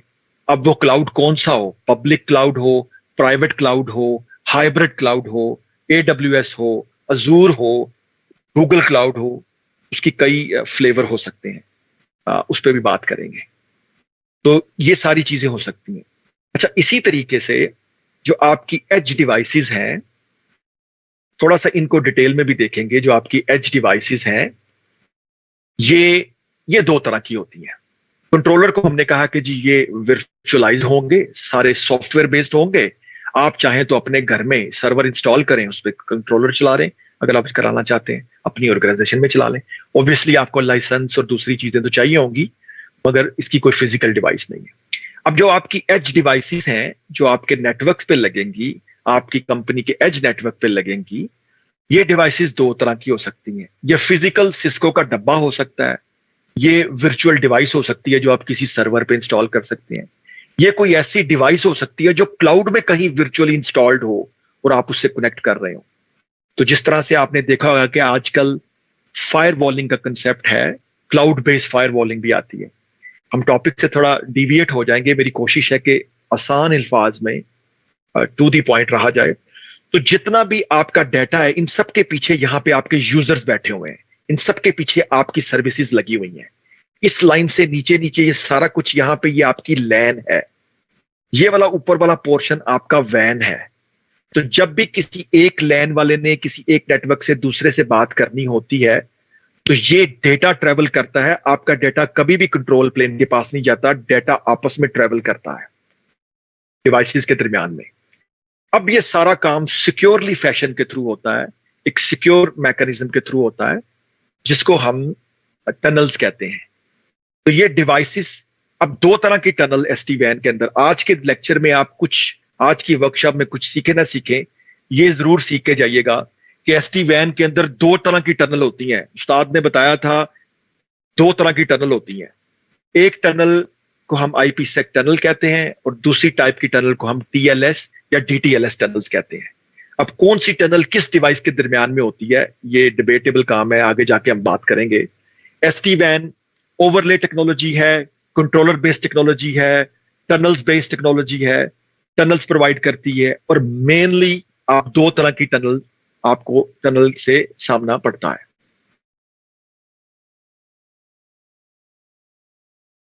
थोड़ा सा आगे चलते हैं, इसी कंपोनेंट को थोड़ा सा डिटेल में देख लेते हैं one by one. VBond क्या करता है? हमने बताया तीन तरह के कंट्रोलर हैं, we bond, we manage, vSmart. Controller based technology है। अब वी बॉन्ड आपकी नेटवर्क के अंदर, मिसाल ले लीजिए कि ये पूरा का पूरा आपका एक SD-WAN का नेटवर्क है, जिसके अंदर कुछ आपकी ये डिवाइसेस हैं, कुछ जो क्लाउड के अंदर पड़ी हैं, कुछ डिवाइसेस हैं जो आपके डाटा सेंटर में पड़ी हैं, कुछ डिवाइसेस हैं जो कैंपस डिवाइसेस हैं, कुछ ब्रांचेस डिवाइसेस हैं, कुछ स्मॉल ऑफिस होम ऑफिस हैं। ये तमाम की तमाम ब्रांचेस आइदर इंटरनेट से, एमपीएलए से या किसी जगह से कनेक्ट हैं। जैसे ही ये किसी एसटी वैन फैब्रिक का पार्ट बनने की कोशिश करती हैं, the first and foremost thing, ये वी बॉन्ड से जाके बात करती हैं किसी भी कैरिज के through. VBond publicly reachable device होनी चाहिए। ये उससे बात करती हैं, वो इसको ऑथेंटिकेट करता है, इसका सीरियल नंबर, इसके लाइसेंस और बाकी चीजें वैलिडेट करता है। और एक दफा इनको वैलिडेट करने के बाद कि ये राइट लाइसेंस इनके पास है, ये राइट ऑर्गेनाइजेशन के क्रेडेंशियल इनके पास है, तो इनको इसको ऑर्गेनाइजेशन का हिस्सा बनने के लिए एक्सेप्ट कर लेता है। और उसकी इंफॉर्मेशन वी स्मार्ट को भी बता देता है, और वी मैनेज को और वी स्मार्ट को बता देता है कि भाई मेरे पास ये कुछ डिवाइसेस आई हैं, मैंने इनकी वेरिफिकेशन कर लिया है, अब आप इसको अपने नेटवर्क का हिस्सा बना सकते हैं। फिर ये लोग फर्दर वी मैनेज जो है कुछ कॉन्फ़िगरेशन और बाकी चीजें वो उस डिवाइस को पुश कर देता है। वी स्मार्ट जो है वो राउटिंग की इंफॉर्मेशन को पुश कर देता है। तो यहां पे मैं बताना ये चाह रहा हूं कि वी बॉन्ड एक है जो आपकी डिवाइसेस को एक्सेप्ट करता है, सिक्योरिटी प्लेन है, हाई रेजिलियंस है, पब्लिक आईपी रिक्वायर्ड होता है, और एक से ज्यादा भी आप लगा सकते हैं, मगर एक वक्त में एक एक्टिव होता है। और हाई अवेलेबिलिटी के लिए अगर एक वी बॉन्ड बैठ जाए तो एक कंट्रोलर की हमने फंक्शनलिटी अपने नेटवर्क में देखी। इसी तरीके से हमने बात की वी मैनेज की। मैंने आपको हाई लेवल पे बताया था, थोड़ा सा वी मैनेज की डिटेल में चले जाते हैं। अच्छा, मजे की बात यह है कि आप में से तमाम वो लोग जो सीएलआई के साथ काम कर करके तंग आ चुके हैं और वो कहते हैं कि हमें GUI पे ज्यादा कंफर्टेबिलिटी महसूस होती है, ग्राफिकल यूजर इंटरफेस जिसको हम GUI कहते हैं। तो SD-WAN 95% GUI बेस्ड सारा सिलसिला है। आप एक दफा अपनी डिवाइस को सेट कर देते हैं और उसके बाद आपकी डिवाइस जो है वो एक ग्राफिकल यूजर इंटरफेस से, एक पेज से वी मैनेज के प्लेटफॉर्म पे चले जाते हैं, और वहां से आप एक वेब पेज के थ्रू, एक GUI के थ्रू उन डिवाइसेस को मैनेज करना शुरू कर देते हैं। जिस तरह से आज के दिन में आप कोई क्लाउड के अंदर कोई सर्विसेज लें तो आप ग्राफिकल यूजर इंटरफेस की वजह से उसको यूज करना शुरू कर देते हैं, उसको कॉन्फ़िगर करते हैं, उसको मैनेज करते हैं। अच्छा जी, मैं आपका इसका क्वेश्चन आंसर करूंगा कि थोड़ा सा आगे चल के इस पे बात करते हैं। मेरे पास इसकी स्लाइड्स भी हैं। अदनान साहब ने कोई क्वेश्चन पूछा। अच्छा, अब होता क्या है कि जो आपका वी मैनेज है, आप इस पे लॉग इन कर लेते हैं वर्चुअली। जब आप इस पे अपनी डिवाइस से जब लॉग इन करते हैं तो आपको एक डैशबोर्ड मिल जाता है। अब यहां से आप अपनी डिवाइसेस को लाइसेंस इशू कर सकते हैं, इन डिवाइसेस के iOS जिसको हम फर्मवेयर बोलते हैं वो अपडेट कर सकते हैं, इन डिवाइसेस के सॉफ्टवेयर अपडेट कर सकते हैं। आपने जैसे मैंने बताया, इनकी कोई प्रोग्रामिंग करना चाहें, कोई स्क्रिप्ट करना चाहें, कोई कॉन्फ़िगरेशंस करना चाहें वो कर सकते हैं। इनको ट्रबल शूट करना चाहें, आपकी डिवाइस अप नहीं हो रही, लिंक अप नहीं हो रहा, लिंक स्टेबल नहीं है, कोई भी नेटवर्क के अंदर प्रॉब्लम है, वो आप इस वी मैनेज के थ्रू अपने तमाम नेटवर्क को यूज कर सकते हैं। आप पॉलिसी डिफाइन कर सकते हैं। आप कहते हैं कि जी मेरा ये वाला क्लाउड जो है ये ब्रांच से कभी बात ना करे, ये डिवाइस इससे ना बात करे, तो आप यहाँ वी मैनेज के अंदर बैठते हैं, आप पॉलिसी डिफाइन करते हैं, उस पॉलिसी को पुश करते हैं, वो वी स्मार्ट पे जाती है। वी स्मार्ट चूंकि कंट्रोल प्लेन है, वो आगे फर्दर आइदर अपने ऊपर अप्लाई कर लेती है या इन डिवाइसेस को पुश कर देती है। तो आप कंट्रोल करते हैं कौन किससे बात करे, आप कंट्रोल करते हैं कौन किससे ना बात करे। ये सारी चीजें आप वी मैनेज पे बैठ के कर सकते हैं। अब फायदा क्या हुआ? अब यही काम मैं मिसाल देता हूं आपको। आपने कोई नई रिक्रूटमेंट की और आपने अपने नेटवर्क के अंदर, आपके पास 100 ब्रांचेस का नेटवर्क था, आपने उस नेटवर्क के अंदर चेंजेस कुछ करनी थी, एक नई आईडी ऐड करनी थी या नया यूजर ऐड करने थे। हर ब्रांच पे जाके मिसाल के तौर पे अगर आपने ऐड करना पड़े या कोई net ID, subnet ID आपने ऐड करनी है, तो SD-WAN के अंदर all you need to do, आप जो भी सबनेट ऐड करना चाहते हैं वी मैनेज पे जाएं, यहां पे ऐड करें, और वो तमाम की तमाम पॉलिसी की सूरत में इस पूरी की पूरी ऑर्गेनाइजेशन पे, भले ये 10 डिवाइसेस हों, भले ये 1000 डिवाइसेस हों, भले ये 10,000 डिवाइसेस हों, इन सब पे ये डिप्लॉय हो जाती है। जो अभी तक जिन नेटवर्क पे मैंने काम किया है, जो बड़े से बड़े तकरीबन 1500 ब्रांचेस के ऊपर, और 1500 डिवाइसेस, और फिर उसके बाद हर ब्रांच के अंदर कहीं पे मल्टीपल डिवाइसेस हैं, सिंगल डिवाइसेस हैं, और फिर डिपेंड करता है।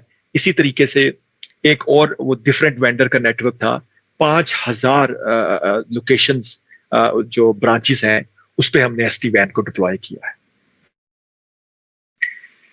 अच्छा, इसी तरीके से बात हो रही थी कंट्रोल प्लेन्स की, तो हमने बात की वी मैनेज की, हमने बात की वी बॉन्ड की, और एक तीसरा कंट्रोलर, उसके भी थोड़ा सा काम देख लेते हैं। वी स्मार्ट, 3 कंट्रोलर की हमने बात की थी अभी तक। वी बॉन्ड की बात कर ली, आपको समझ आ गया। वी मैनेज की हमने बात की। अब ये तीसरा कंपोनेंट जिसको हम कंट्रोल प्लेन भी कहते हैं, ये तीसरा कंट्रोलर, ये तीनों कंट्रोलर मिलके SD-WAN को, SD-WAN का ब्रेन है जो उसको सर्विसेज प्रोवाइड करते हैं। तो ये फैसिलिटेट करता है फैब्रिक डिस्कवरी के लिए, बताता है कि कौन कौन से लिंक्स जो हैं आपके, यानी डिवाइसेस कौन कौन सी हैं, कहां पे कौन सी डिवाइसेस लगी हैं, ये फाइंड करके लाता है। ये इंफॉर्मेशन आपको बताएगा। डेटा प्लेन, 2 डिवाइसेस ने आपस में बात करनी है तो उन डिवाइसेस की आपस में उनके पाथ को फाइंड करने में मदद करता है। और इसी तरीके से कंट्रोल प्लेन की जितनी भी फंक्शनैलिटी होगी वो ये रन करता है। अच्छा, अब एक छोटी सी चीज यहां पे आगे चल के आप उसकी स्लाइड देखेंगे। इस वी स्मार्ट और इन एज डिवाइसेस के दरमियान में एक प्रोटोकॉल चलता है जो कि ओवरले प्रोटोकॉल होता है। हम उसको OMP के तौर पे जानते हैं। हम उसे कहते हैं OMP, ओवरले मैनेजमेंट प्रोटोकॉल। ये आप आगे चल के देखेंगे सिस्को का प्रोप्राइटरी है। अभी हमने बात की थी अंडरले और ओवरले की, जैसे टनल ओवरले थी, तो ये भी ओवरले प्रोटोकॉल है। और ये किस तरीके से ये सारे काम करता है, और ये मदद करता है वी स्मार्ट की तमाम राउटर को। जैसे हमने BGP देखा है, जैसे हमने OSPF देखा है, प्रोटोकॉल राउटिंग प्रोटोकॉल, इसी तरीके से BGP और OSPF तो आपके लेगेसी वर्ड में प्रोटोकॉल यूज होते हैं। This is on top of something, ठीक है जी। तो इसको भी हम थोड़ा सा आगे चल के देखेंगे।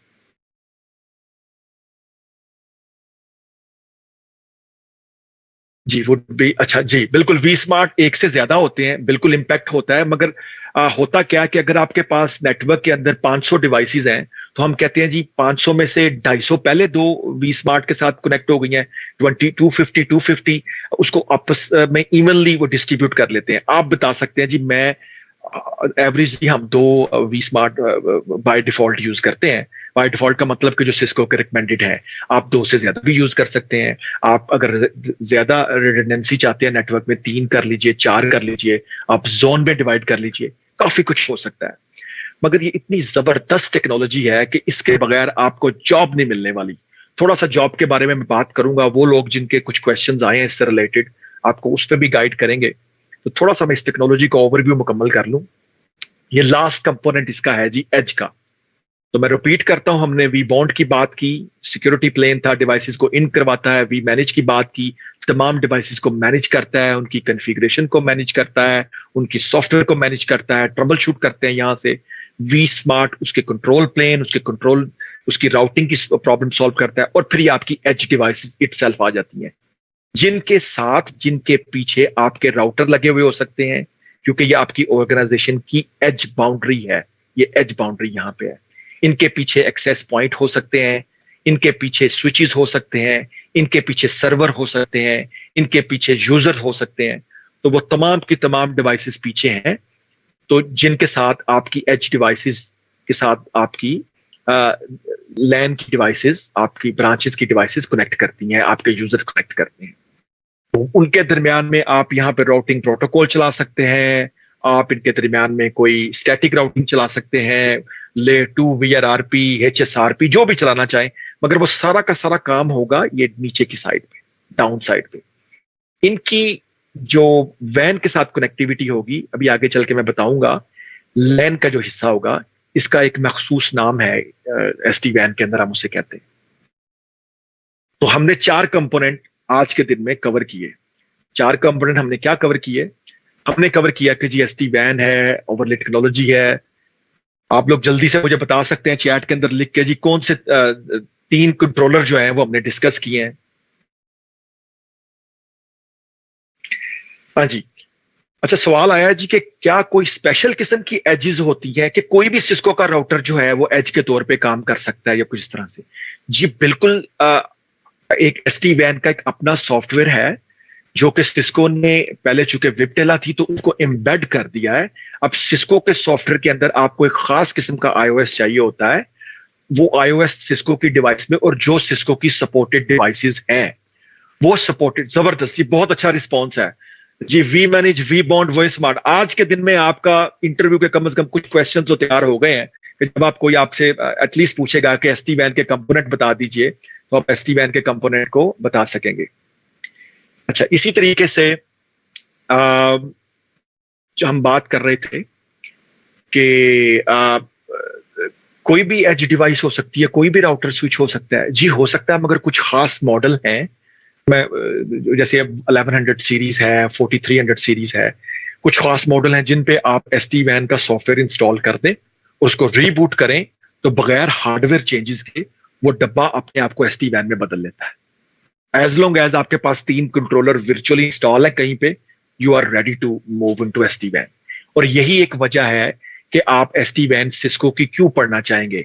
यही एक वजह है कि कॉर्बेट ने आपको ये प्लेटफॉर्म दिया है कि this is a golden chance. वो लोग जिनके पास प्रीवियस एक्सपीरियंस नहीं है इंडस्ट्री में काम करने का, एसटी वैन एक एज के तौर पे उनको फैसिलिटेट करती है कि अगर आपके पास, क्योंकि एसटी वैन नई टेक्नोलॉजी है, ऑब्वियसली प्रीवियस नॉलेज मैटर करता है, मगर आप इसमें अगर एक मास्टर कर लें तो आप बड़ी अच्छी और बड़ी जबरदस्त पोजीशन सिक्योर कर सकते हैं। और आजकल कोविड के सिलसिले में तो मार्केट बड़ी जबरदस्त है, लोग रिमोटली भी काम करते हैं। और अगर आपको इसमें एक्सपर्ट्स चाहिए, मुझे एवरी डे इसकी क्यूरीज आती है, और मैं जब इंटरव्यू करता हूं लोगों को, मैं उनके बेसिक स्किल्स में ये देखता हूं कि इनकी बेसिक अंडरस्टैंडिंग क्या है। कुछ हमारे पास ऐसे लोग भी आते हैं जिनके पास इन डेप्थ एक्सपीरियंस नहीं होता, अगर चूंकि उनकी फाउंडेशन स्ट्रांग होती है तो वो बता सकते हैं, वो फर्क बता सकते हैं कि मुख्तलिफ कंट्रोल प्लेन्स के अंदर फर्क क्या होता है, मुख्तलिफ कंट्रोलर्स के अंदर फर्क क्या है, इनकी डिप्लॉयमेंट कैसे होती है, किस तरीके से इसको मैनेज करते हैं। तो फिर उनको आप, you are more employable than anything else. अच्छा, कोई दावा नहीं है यहाँ पे, मगर ये हो नहीं सकता कि आज के दिन आप जॉब के लिए अप्लाई करें और आपसे एसटी वैन का क्वेश्चन ना हो। ये हो नहीं सकता कि आप किसी जगह पे जाएं इंटरव्यू के लिए और वो आपसे एसटी वैन के बारे में राय ना पूछें। वो भले कोई वेंडर हो सकता है, वो भले किसी भी रीजन में हो सकता है, मगर एसटी वैन की आप जो जिस तरह से मार्केट में पेनिट्रेट कर रही है, this is a must having skills. ये इसी तरीके से है, आप इसको इस तरह से लीजिए, ड्राइविंग एक स्किल्स है। अब आप बस चलाते हैं, गाड़ी चलाते हैं, जहाज चलाते हैं, ट्रेन चलाते हैं, फर्दर नीश एक्सपर्टीज है, मगर आपको बेसिक ड्राइविंग स्किल्स, अगर गाड़ियों की बात करें तो ऑब्वियसली हर ब्रांड की गाड़ी में थोड़ा बहुत फर्क है, एसटी वैन भी ऐसे ही है, थोड़ा थोड़ा सा फर्क है वेंडर्स के अंदर, मगर मेन जो कंट्रोलर बेस्ड सोल्यूशन है दे प्रीटी मच ओवरलैप करते हैं। तो ये गोल्डन मूवमेंट है, हमने 3 बैच बड़े अच्छे से रन किए। मैं भी उस तरफ भी आता हूं, मगर हम थोड़ा सा टेक्निकल को कवर कर लें और फिर हम उस साइड पे आते हैं। अरुण भाई, कुछ ऐड करना चाहेंगे आप यहाँ पे?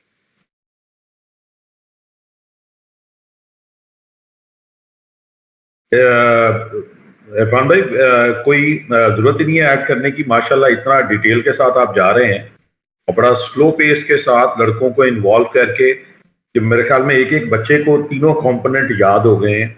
और मेरे ख्याल में ये बेहतरीन पेस है सर, कोई मसला ही नहीं कि अभी अभी हम ऐड करें। एंड पे डेफिनेटली जब कोर्स की कोई बात करेंगे तो फिर डेफिनेटली मैं भी पार्टिसिपेट करता हूँ। चले चले, thank you sir, thank you, going good sir, excellent, माशाल्लाह। अच्छा जी, एक आखिरी कंपोनेंट इसका ये भी है कि इस पूरी ऑर्गेनाइजेशन के एनालिटिक्स जो आपके पास है, उन तमाम स्टैटिस्टिक्स को, उन तमाम डेटे को, अच्छा ये क्यों जरूरी है? अच्छा, एक चीज आजकल आपने सुनी होगी कि data is the new gold और न्यू ऑयल। कि आज की दौर में जो डेटा है उसकी वैल्यू बहुत ज्यादा है। आप ट्रेंड प्रेडिक्ट करते हैं, आप पैटर्न देखते हैं, बिहेवियर देखते हैं। ये जितनी टेक्नोलॉजी आप सुनते हैं, आर्टिफिशियल इंटेलिजेंस ले लीजिए, आप रोबोटिक्स ले लीजिए, ये सारी डेटा ड्रिवन टेक्नोलॉजीज हैं जो आपकी ऑर्गेनाइजेशंस, जो आपके यूजर्स, आप व्हाट्सएप की मिसाल ले लीजिए, दूसरी ऑर्गेनाइजेशंस की जो लोगों को फ्री सर्विसेज देते हैं और रिटर्न में कुछ नहीं लेते हैं, वो आपके डेटा को मॉनिटर करते हैं, आपके डेटा को सेंस करते हैं, उसके पैटर्न को चेक करते हैं और उससे फिर अपनी स्ट्रेटजीज और पॉलिसीज डिफाइन करते हैं जो कि प्राइसलेस है। तो ऑर्गेनाइजेशंस के अंदर भी भाई मैं देखना चाहूंगा ट्रेडिशनल वर्ड में, लेगेसी वर्ड में, अगर मैंने देखना हो कि भाई मेरे पास 100 ब्रांचेस हैं, मेरी कौन सी ऐसी ब्रांचेस हैं जो 60% कैरिज, वैन कैरिज को यूटिलाइज करती हैं, यानी उनकी यूटिलाइजेशन 60% है, और अगर मैं एक कैरिज का बिल $1000 दे रहा हूं और मेरी कैरिज की यूटिलाइजेशन 40% है, तो मैंने एफिशिएंटली अपने रिसोर्स को यूज नहीं किया, मैंने रिसोर्स को जाया किया। तो एसटी वैन के एनालिटिक्स आपको ये फैसिलिटी इन डेप्थ उसका विजन प्रोवाइड करते हैं, जिसमें आप अगर आप जानना चाहें तो फ्यू क्लिक्स के ऊपर आप रिपोर्ट्स जनरेट कर सकते हैं कि जी बताएं मेरी कौन सी ऐसी साइट्स हैं जिसपे मुझे एमपीएलएस लिंक या इंटरनेट लिंक 90% तक यूटिलाइज्ड है ताकि मैं उसको बढ़ा सकूं। बताइए मुझे कौन सी ऐसी साइट्स हैं जिसपे डाटा ना होने के बराबर है। बताइए मुझे कौन सी ऐसी साइट्स हैं जिसपे मेरे वैन के लिंक स्टेबल नहीं है, मैं उस पर स्टेबिलिटी ला सकूं। तो ये तमाम वो चीजें हैं, ये तमाम वो फीचर्स हैं जो इन एनालिटिक्स को यूज करते हुए आप इसको ऑफलोड कर सकते हैं। एसटी वैन के साथ ये कंप्लीमेंट करता है और इसको आप यूज करते हैं। इसी तरीके से अच्छा, कुछ दोस्त अहबाब लेट ज्वाइन किया है, उन्होंने, मैं माजरत चाहता हूं, आपके क्वेश्चंस में काफी चीजें पहले आंसर कर चुका हूं, तो हम अपने उसी रिदम में जो है चलेंगे ताकि बाकी पेज जो है वो डिस्टर्ब ना हो। अच्छा, हमने एनालिटिक्स के कंपोनेंट की बात भी की कि जी कंट्रोलर थे, एजेस थी, एनालिटिक्स थे, और फिर अच्छा एनालिटिक्स भी सारे क्लाउड बेस्ड हैं, वर्चुअली हैं, क्लाउड में स्टोर हैं। आप उसकी एक टर्मिनोलॉजी यूज होती है डाटा माइनिंग। मेरी कोशिश है कम से कम टेक्निकल लफ्ज यूज किए जाए। कॉर्बेट के प्लेटफॉर्म पे हम लोग कोशिश करते हैं कि अपने स्टूडेंट्स को अगर कोई टेक्निकल टर्मिनोलॉजी यूज की है तो उसका मतलब बताया जाए और उसका इस्तेमाल बताया जाए, ताकि जब आप कॉन्फिडेंटली कहीं जाएं तो आप में और उस कैंडिडेट में जिसने उसको मेमोराइज किया है फर्क तो आप बता तो सकें कि जी मैं कंसेप्चुअल हूं और मुझे इसकी इन डेप्थ अंडरस्टैंडिंग है। तो इस वजह से कोशिश कर रहा हूं कि वो टर्मिनोलॉजी यूज हो। अब क्वेश्चन आया था सर क्या ये फिजिकल हो सकती हैं या वर्चुअल हो सकती हैं? आपके तीनों के तीनों controller, we bond, we manage, vSmart, ये अजूर पे, AWS पे, कहीं पे होस्ट हो सकते हैं वर्चुअली। और ये वर्चुअली, तो इसको हम कहते हैं क्लाउड बेस्ड सोल्यूशन। 90% दुनिया में ये सोल्यूशन इस्तेमाल होता है। आप क्लाउड में अपने कंट्रोलर इंस्टॉल कर देते हैं और वहां से फिर आपकी डिवाइसेस, भले वो फिजिकल हो, भले वो वर्चुअल हो, मैनेज होती हैं। या कुछ ऑर्गेनाइजेशन जो गवर्नमेंट की सेंसिटिव ऑर्गेनाइजेशंस हैं, डिफेंस से रिलेटेड है, कुछ ऐसी ऑर्गेनाइजेशन जो नहीं चाहती कि उनका डाटा क्लाउड में स्टोर हो, वो इन कंट्रोलर्स को अपने ऑन प्रेमिसेस पे इंस्टॉल कर लेते हैं। उसके लिए वो कोई ESXi, KVM या कोई भी हाइपरवाइजर हम इसको बोलते हैं, वो यूज करते हुए इसको इंस्टॉल कर सकते हैं। अब ये हाइपरवाइजर क्या है, ये पूरी एक दूसरी, हम इस पे नहीं जाते, हम SD-WAN को फोकस करेंगे। इसी तरीके से हमने बात की तो आपकी एजेस जो है, मैंने बात की आपकी एजेस ऑन प्रेमिसेस पे फिजिकल एज भी हो सकती है, वर्चुअल एज भी हो सकती है। क्लाउड में भी आप एज रख सकते हैं, वर्चुअल एज रख सकते हैं। इसका इस्तेमाल क्या होगा थोड़ा सा अब जाके आगे जाके डिजाइन में देखेंगे, तो फिर थोड़ा सा अंदाजा होगा।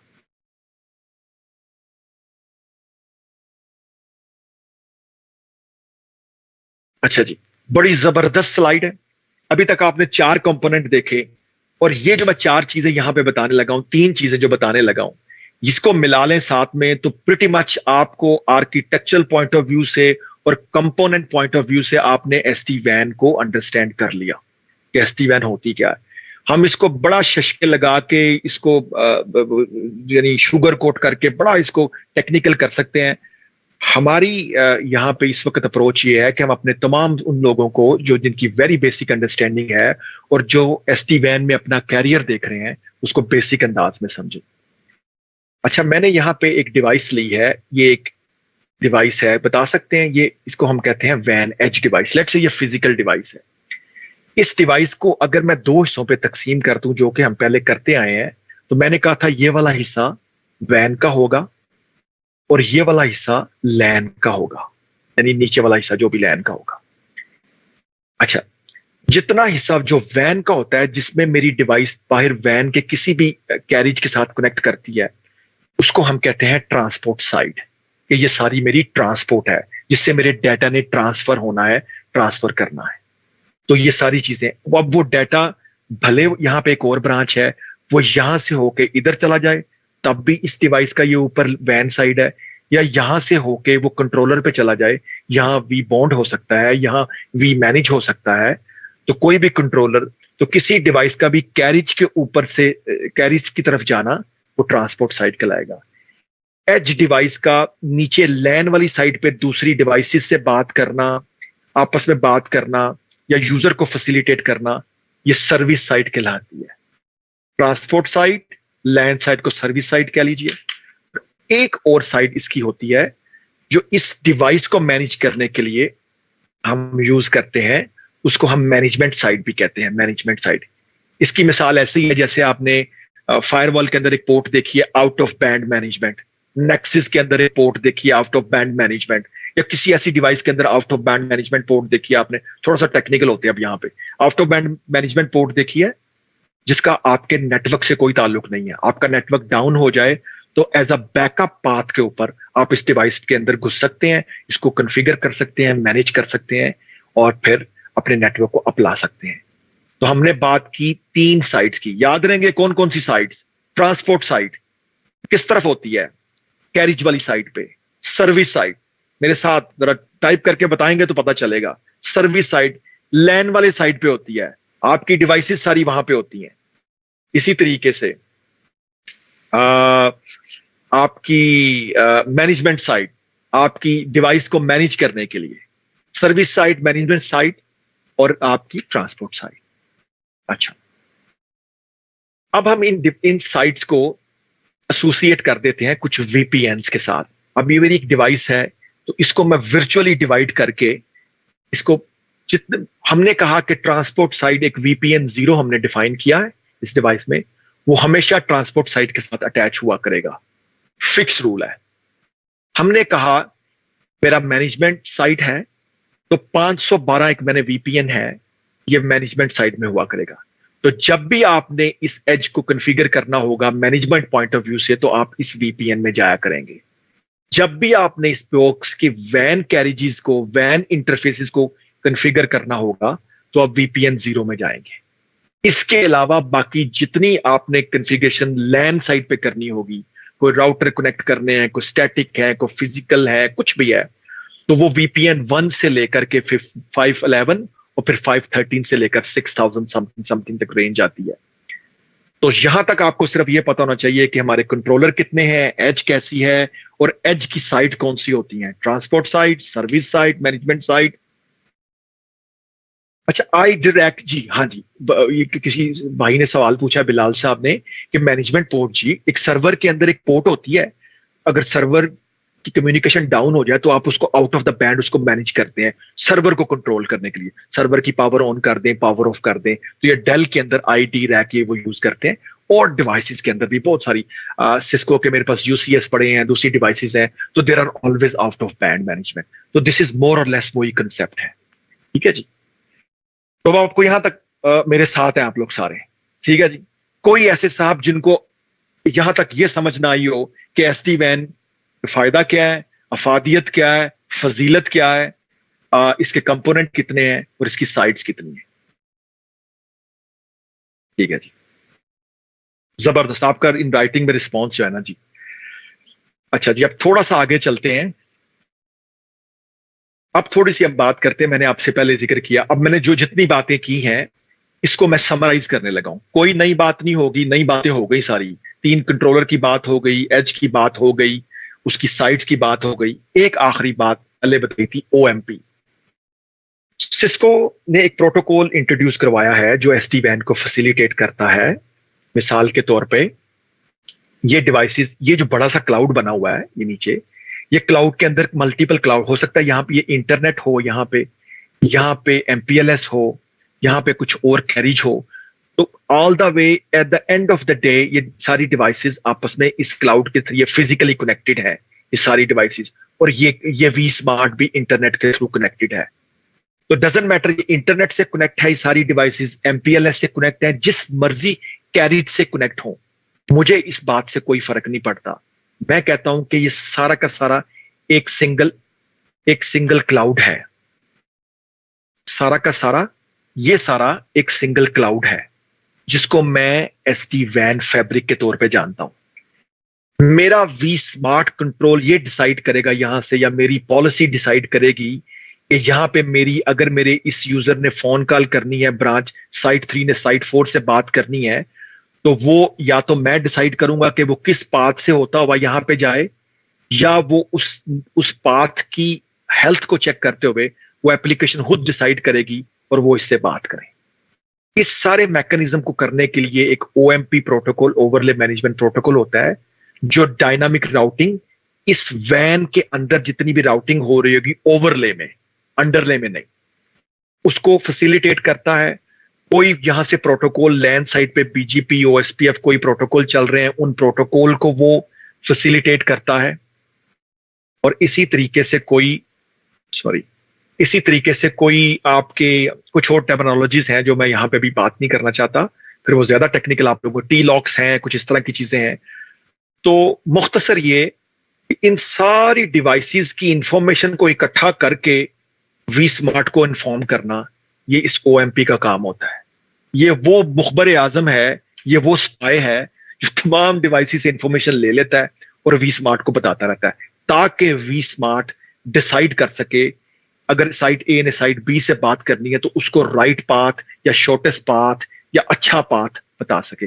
बेसिकली मेन इन हाई लेवल इसका काम यहां पे है। आगे चलते हैं।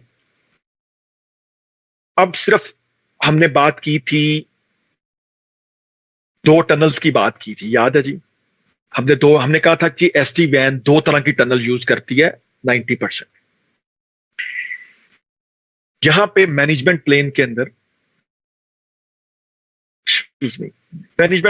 अंदर, जब भी कोई डिवाइस सवाए कोई भी, अगर चले पहले इसको बात कर लेते हैं। जब भी कोई भी वी स्मार्ट किसी डिवाइस से बात करती है, या कोई भी कंट्रोलर डिवाइस किसी एज डिवाइस से बात करती है, तो इन डिवाइसेस के दरमियान में जो रिलेशनशिप, एक टनल बनती है, उसको TLS या DTLS कहते हैं। अब ये TLS क्या होती है, DTLS क्या होती है, ये कोर्स के अंदर हम बड़ी डिटेल के साथ देखते हैं, और हमने बड़ी डिटेल से बात की है कौन सी पोर्ट UDP को यूज करती है, कौन सी TCP को यूज करती है, बड़ी तसल्ली के साथ इसको बात करते हैं हम। बताने का सिर्फ मकसद ये है कि कंट्रोलर डिवाइसेस, तमाम कंट्रोलर डिवाइसेस जब एज से बात करती हैं तो या TLS पे होती हैं, DTLS पे होती हैं। मोटी बात याद रख लीजिए, उस्ताद की बात, गुरु की बात याद कर लीजिए। जब कोई भी एज डिवाइस दूसरी एज डिवाइस से बात करती है तो वो IPsec की टनल के ऊपर बात करती है। मोटी बात याद कर लीजिए।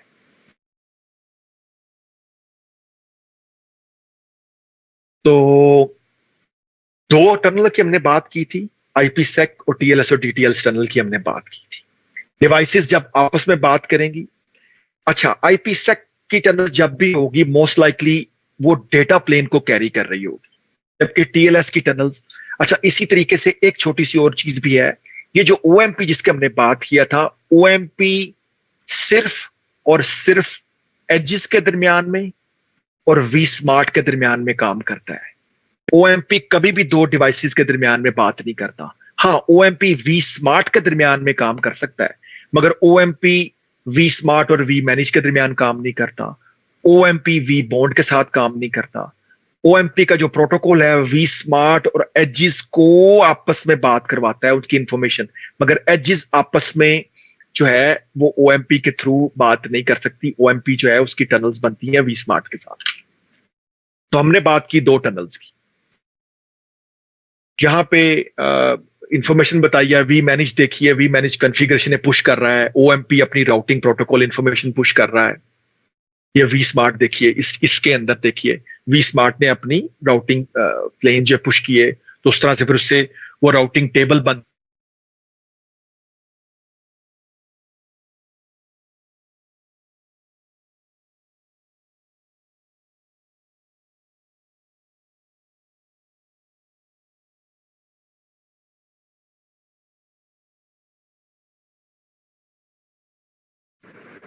जी अस्सलाम वालेकुम, काइंडली आप लोगों को आवाज आ रही है?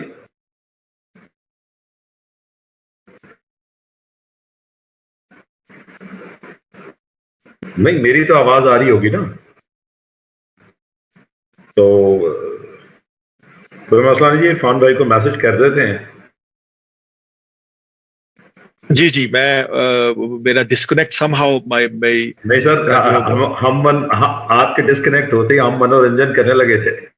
नहीं नहीं, वो मेरा जो है ना जी, वो ब्राउजर जो है वो इतने यूजर्स आ रहे हैं, इतनी रिक्वेस्ट आ रही हैं कि वो बेचारा बर्दाश्त नहीं कर सका। तो अच्छा उसको सर, समझाया आप कि अलाउ कर, आप 2 मिनट रुक के लोगों को अलाउ कर दें, उनको एंड का दीदार करने दें सर। जी सर, चले मैं आन का दीदार करवा देता हूँ सर, मैं करवा चले सर, चले। अच्छा जी, माजरत चाहते हैं जी, वहीं से स्टार्ट करते हैं। तो हमने बात की कि जी अच्छा, हमने बात की यहाँ पे कि ओएमपी किस डिवाइस के साथ बात करता है, और इसी तरीके से हमने बात की, ये मैंने बात की कि जब डिवाइसेस आपस में बात करेंगी। अच्छा, ये बड़ी जबरदस्त स्लाइड है।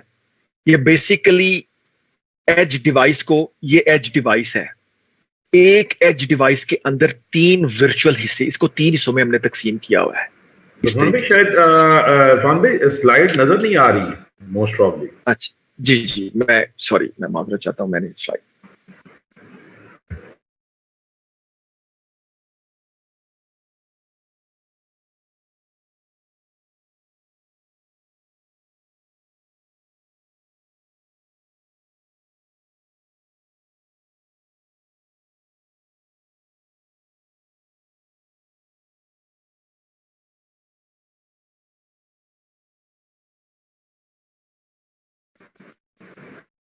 जी अब आपकी स्क्रीन सर नजर आ रही है, और माशाल्लाह आज आपके इधर हर जगह से, दुनिया के हर कोने से लोग इकट्ठे हैं। स्पेन से, पुर्तगाल से, ओमान से, बहरीन से, इंडिया से। सर आपको आवाज आ रही है?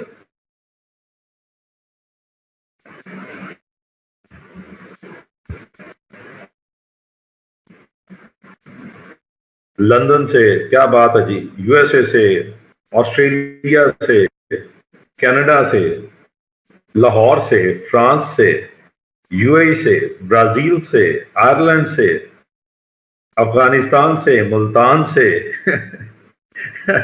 पाकिस्तान से, सियालकोट से।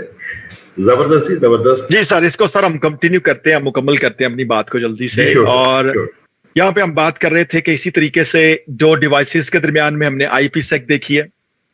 हाँ जी, मैं गुजारिश कर रहा था यहाँ पे कि एक डिवाइस को अगर हम स्लाइस कर दें, अगर एक डिवाइस को हम तकसीम कर दें 3 हिस्सों पे, तो कुछ इस तरह से करेंगे। एक हिस्सा सर्विस साइड का, एक हिस्सा ट्रांसपोर्ट साइड का, और एक हिस्सा मैनेजमेंट आउट ऑफ बैंड का। और ये डिवाइसेस आपस में जब बात करती हैं तो आईपी सेक के साथ बात करती हैं। ठीक है जी। अच्छा जी, इसी तरीके से हम बात करेंगे। हमने ओएमपी की बात की, तो कुछ इस तरीके से ओएमपी काम करता है। उसी बात को थोड़ा सा शॉर्ट करते हैं, उसी बात को थोड़ा सा देखते हैं कि आपका वी स्मार्ट है जो कंट्रोल करता है ओएमपी के थ्रू। एक डीटीएलएस की टनल बनती है, डिवाइसेस को कंट्रोल करता है। और मैंने कहा डिवाइसेस आपस में जब बात करती हैं तो वो आईपी सेक की टनल्स बनाती हैं, भले वो किसी भी कैरिज से हो। ये इसका मेन फिनोमिना है। नीचे यहां पे हम वीपीएन्स बनाते हैं डिवाइसेस लैंड साइड वाली पे, जिसको हम सर्विस साइड कहते हैं। ऊपर वाले को ट्रांसपोर्ट साइड कहते हैं। और ये फिर डिवाइसेस एक ब्रांच से दूसरी ब्रांच पे सीमलेसली किसी भी कैरिज के थ्रू बात करती हैं। अच्छा जी, प्रीटी मच हम लोग अपने समराइज करने लगे हैं।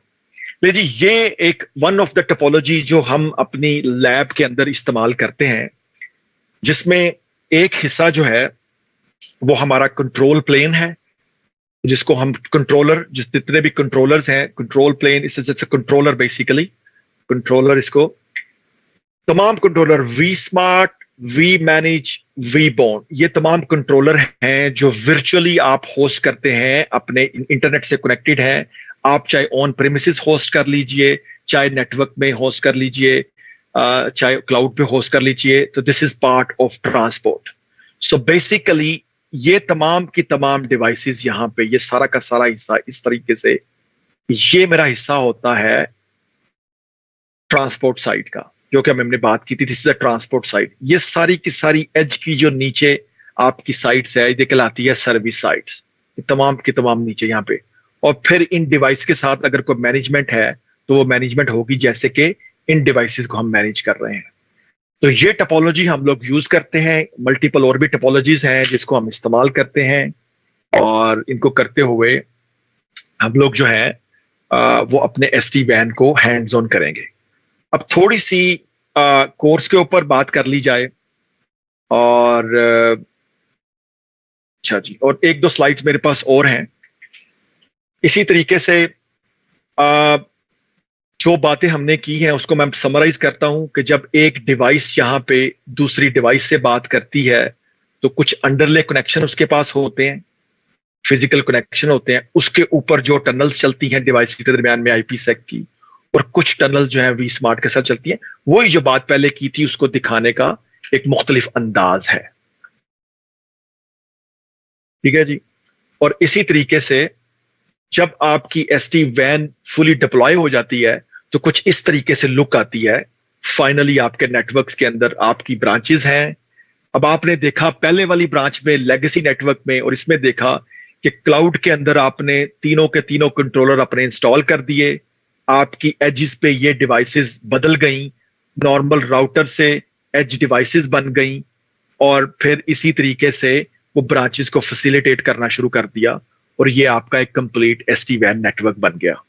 इसी की थोड़ी सी एडवांस फॉर्म देखनी हो, और जो आप जरा एडवांस जाना चाहते हो तो उसको आप देख सकते हैं, जिसमें कुछ फर्दर चीजें आ जाती हैं, जिसमें आपके क्लाउड्स की कुछ चीजें हैं, कुछ होस्टिंग यहाँ पे हुई हुई है क्लाउड में, तो आप अपनी डिवाइसेस क्लाउड में होस्ट करके उसको अपने नेटवर्क का हिस्सा बना सकते हैं।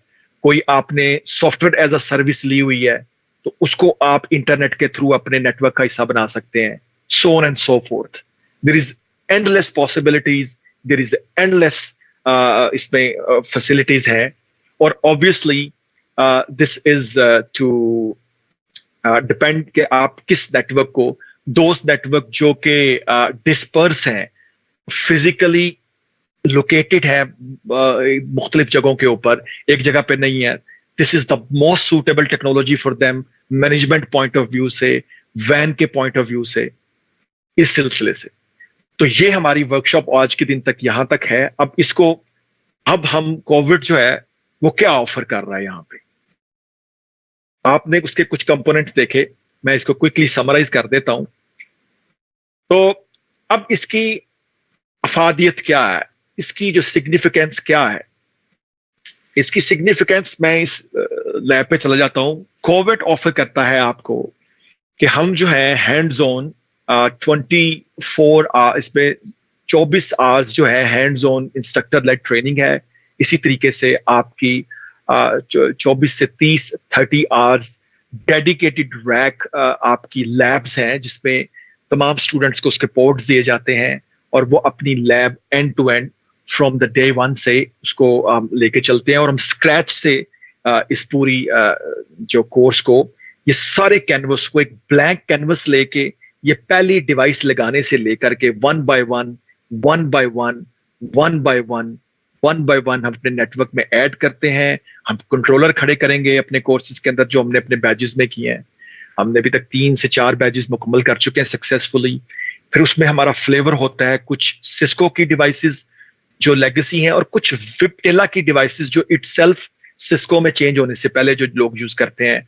तो हाफ ऑफ द टोपोलॉजी आपको मिलेगी विपटेला से related, half of the topology Cisco की डिवाइसेस जिनको हम कन्वर्ट करते हैं एसडी वैन के अंदर, फिर उसको मुख्तलिफ कैरेजेस से, MPLS से, इंटरनेट से यूज करते हुए हम इसका बिहेवियर देखते हैं, और देखते हैं कि मेरा एक यूजर किसी एक खास पाथ के लिंक के बुरा होने पे, लिंक के डिग्रेड होने पे कैसे ऑटोमेटिकली ये डिवाइस उसको बेस्ट पाथ से होते हुए दूसरी साइड पे यूजर पे ले जाती है, जिसको एप्लीकेशन अवेयर राउटिंग कहते हैं, जो वन ऑफ द इसका फल है, जो इसका एक समर है एसडी वैन का, कि आपकी एप्लीकेशन खुद डिसाइड करती है नेटवर्क को देखते हुए कि मैंने किस पाथ से जाना है, और फिर पॉलिसीज लगानी है, और इसी तरह से चीजें SD WAN में।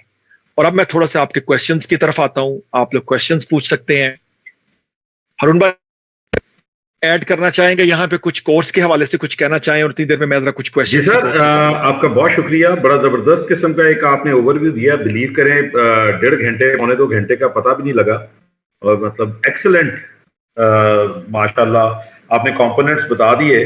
अगर आप बुरा ना माने तो जरा एक आध सवाल इनसे कर लें, पता लगे कि इनके जी जी सीखा इन्होंने या नहीं सीखा, और उसके जी बाद सर। फिर इनको कोर्स के हवाले से भी थोड़ा सा इन्फॉर्म कर देते हैं। काइंडली यार ये बता दें कि इरफान भाई ने 2 टनल्स की बात की थी, मैसेज करते जाइएगा, वो 2 टनल कौन सी हैं?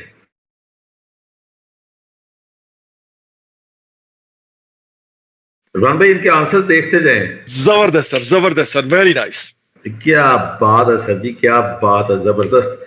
अच्छा यार, इरफान भाई ने कोई 3 कंपोनेंट्स की बात की थी आर्किटेक्चर के अंदर, जो कंट्रोल की साइड है, कंट्रोल प्लेन, उसमें 3 कंपोनेंट्स थे, वो उनके नाम क्या हैं? यार सर छा गए हैं आप यार। इसके बाद उन्होंने 3 तरह के ना VPNs थे। एक नंबर था VPN 0, वो किस लिए था?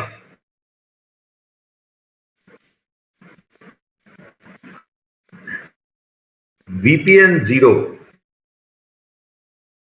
जी, ट्रांसफॉर्म, जबरदस्त। क्या बात है जी। अली है VPN 1 से लेके 511 किस लिए था?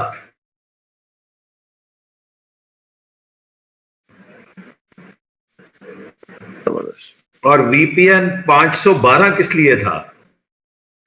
किसी ने दरमियान में मैनेजमेंट पहले ही डाल दिया, लिख के रखा हुआ था सर। लोग बड़े शरारती हो गए हैं सर। चले यार, SD WAN के 2 बेनिफिट बता दें। SD WAN के 2 बेनिफिट। जबरदस्त। Centrally controlled, better bandwidth utilisation. माशाल्लाह यार, क्या बात है यार, क्या बात। अच्छा, एक सवाल बड़ा जरूरी मैं समझता हूं। इरफान भाई ने कंट्रोलर बेस के 3 फ्लेवर बताए थे। आखिरी सवाल, इरफान भाई ने कहा था यार कंट्रोलर बेस्ड टेक्नोलॉजीज के 3 फ्लेवर्स थे, बड़ा जबरदस्त उन्होंने बताया। बिलीव करें, मैंने उन्हें प्राइवेट में एक्सीलेंट भी लिखा उस वक्त ना। कंट्रोलर बेस का बिल्कुल शुरू में उन्होंने बताया था, मैंने प्लेन नहीं पूछे, उन्होंने कहा था कंट्रोलर बेस्ड टेक्नोलॉजीज की 3 मैं आपको एग्जांपल्स दे रहा हूं। एक का भी जवाब नहीं आया अभी तक ना सर, ये तो आप वेंडर बता रहे हैं। सवाल क्लियर नहीं है, सवाल इसलिए क्लियर नहीं है, नहीं मैंने हसीब, मैंने तुमसे क्लाउड आ गया जी, अमजद साहब का जवाब आ गया जी, अमजद साहब का जवाब आ गया जी, एक वेरी गुड। हाँ हाँ हाँ हाँ सर जी, पहला था डेटा सेंटर के अंदर, अगर आपको याद हो, याद कर, ये आया सर सुहेल का। सर सुहेल पे मुझे पहले ही यकीन था, ये बड़ा तेज है सर। डेटा सेंटर का आपको याद होगा, उन्होंने बताया था कंट्रोलर बेस में डेटा सेंटर है जिसके अंदर ACI है। फिर उसके बाद उन्होंने आपको बताया SD एक्सेस, और फिर आपको याद होगा कि उसमें बताया कि SD WAN। तो याद है बातें, और हर के अपने अपने कंट्रोलर भी बताए थे। वैसे अगर एड ऑन किया जाता अदर देन इनके, तो आप वायरलेस की टेक्नोलॉजी को भी शामिल कर सकते थे, जिसके अंदर अगर आप WLC को लगाएं, वायरलेस लैन कंट्रोलर, तो इसका मतलब है कि वो भी आपकी कंट्रोलर बेस्ड हो गई। जबरदस्त जी, जबरदस्त सर। इससे आप अंदाजा लगाएं मजमा किस लेवल का। और सर पूरी दुनिया से आज आप किसी भी मुल्क का नाम लें, कोई मुल्क मिसिंग नहीं है सर। पूरी दुनिया से लोग माशाल्लाह बैठे हुए हैं, मतलब ऐसे ऐसे मुल्क सर जहां से पहले बंदे नहीं होते थे, आज उसके अंदर भी बंदे मौजूद हैं। और जी sir, Mohsin, SD WAN NP के लेवल में इंट्रोडक्शन की हद तक था, इसकी डिप्लॉयमेंट नहीं है। लेकिन वही बात, SD WAN पूरा एक सब्जेक्ट है CCNP के ऑप्शनल सब्जेक्ट्स के अंदर। अगर आपने करना हो तो बिल्कुल मोर देन वेलकम। और उसी के हवाले से हम ये बात कर रहे थे कि इसके 24 घंटे डेडिकेटेड लेक्चर्स हैं, और जितने लोग कोर्स को ज्वाइन करते हैं 30 घंटे का रैक का हम प्रोविजनिंग देंगे कि वो किसी भी वक्त 3-3 घंटे की 10 स्लॉट्स को अवेल कर सकता है। इसके साथ वो रिमोटली कनेक्ट करेगा और पूरा सेटअप अपना यहाँ पे स्क्रैच से हमारे रैक्स के ऊपर बिल्ड कर सकता है। बाकी जितने लोग इस वक्त यहाँ पर मौजूद हैं वो उनके लिए जो भी हमारा रैक प्राइस है वो मैं ग्रुप के अंदर शेयर कर दूंगा। जो भी हमारी रैक प्राइस है, जितने बंदे भी मौजूद हैं 40% उनके लिए ऑफ होगा। लेकिन याद रखिएगा SD-WAN जैसी टेक्नोलॉजी ये नहीं हो सकता कि हम कहें यार 16,000 में है या 20,000 में है। हमारे हमेशा की तरह मशहूर कलीम भट्टी भाई ने $500 देकर ये पहले बैचेस के अंदर ये कोर्सेज किए हुए हैं। लेकिन इंशाल्लाह अगर ग्रुप एक पूरा इस क्लास के अंदर से फॉर्म होता है तो इंशाल्लाह आप लोगों के साथ एक स्पेशल पैकेज जो है वो हम अनाउंस करेंगे। अच्छा सर, जैसे आपने ग्रुप हो जाए। अच्छा सर, मैं अब जरा इसमें कंप्लीट कर दूं। अगर कोई लीड करे और SD-WAN का एक ग्रुप क्रिएट कर दे इस ग्रुप में से, और उसमें जो लोग सीरियसली आना चाहते हैं they can join that group. लेकिन वो नहीं कि जो सिर्फ तमाशा देखना चाहते हैं, जो पढ़ना चाहते हैं SD-WAN, और जाहिर बात है जो लोग CCI को कंटिन्यू करना चाहते हैं definitely they can create a group. तो मेरे ख्याल में कोई भी साहब जो हमारी क्लास के बड़े लीडिंग लोग हैं, फैसल इसके अंदर है, सोहेल भाई हैं, सोहेल यार आप कर लें यार, ओमान से हैं सोहेल भाई आप करें, सोहेल भाई ग्रुप क्रिएट कर लेंगे और जो भी ज्वाइन करना चाहे जी मोर देन वेलकम। जी इरफान भाई को क्लोजिंग कमेंट्स। जी मैं सिर्फ अब 2-4 गुजारिशात जॉब के हवाले से कर दूं, जॉब मार्केट के हवाले से कर दूं, ट्रेंड के हवाले से कर दूं कि आप SD-WAN का क्यों इतना जो है इसके मतलब अब हम लोग तो 4-5 साल से कर रहे हैं। मुझे बहुत ज्यादा कॉल्स आती हैं हमारे एशियन कंट्री से भी और दूसरी जगहों पे भी जहां पे लोगों के पास रिसोर्स नहीं है, यहां से लोग हायर करके वहां पे सर्विसेज दे रहे हैं। हमने एशियन कंट्री से यहां पे तो सुना था, मगर यहां से वहां की सर्विसेज यानी एशियन कंट्री में वेस्ट में बैठ के इतनी ज्यादा इसकी डिमांड है। और जो देखें बहुत सारे लोगों को मैंने जो और भी मार्केट में आपको वीडियोस भी मिल जाएंगे, दूसरे रिसोर्स भी मिल जाएंगे, ज्यादातर लोगों ने इसके सरफेस को सिर्फ स्क्रैच किया है। हमने इस कोर्स के अंदर हमारे अल्हम्दुलिल्लाह जितने बैचेस अभी तक गए हैं उसमें से मोस्टली लोग जिन्होंने कंप्लीट किया है उन्होंने जॉब्स ऑफर उनको हुई है, ग्लोबली हुई है।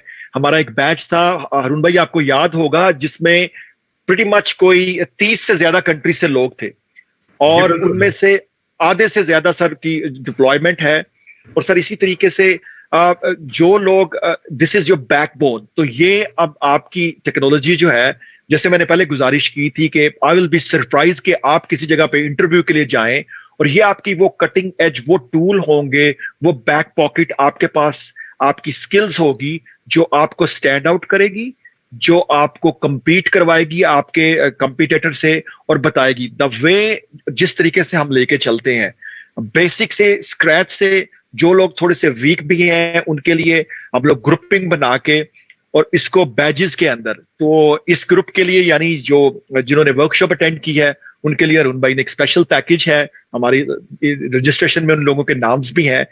तो जो अर्ली बर्ड्स हैं जो पहले आना चाहेंगे उनके लिए भी कुछ स्पेशल एक्स्ट्रा आवर्स के हवाले से जैसे अरुण भाई ने जिक्र किया है, तो उसमें हम स्क्रैच से लेके चलते हैं। आप भले CCNA कर लीजिए, आप भले CCNP कर लीजिए, और CCI इसके बगैर हो नहीं सकता। आपको जॉब में मार्केट में जॉब लेने के लिए कुछ ना कुछ स्किल्स लेनी पड़ेगी। अगर आप सिक्योरिटी में भी जाते हैं तो आपका पाला SD-WAN से पढ़ना है। मैंने SASE का अभी जिक्र नहीं किया, सिक्योर एज क्लाउड डिवाइस जो नेटवर्क के अंदर होती है। मैंने और ऐसी रिमोट ब्रांचेस का जिक्र नहीं किया, रिमोट यूजर का भी जिक्र नहीं किया, जो क्लाउड बेस्ड SD-WAN फंक्शनलिटी देती हैं और वो इसको किस तरह से कंप्लीमेंट करती हैं।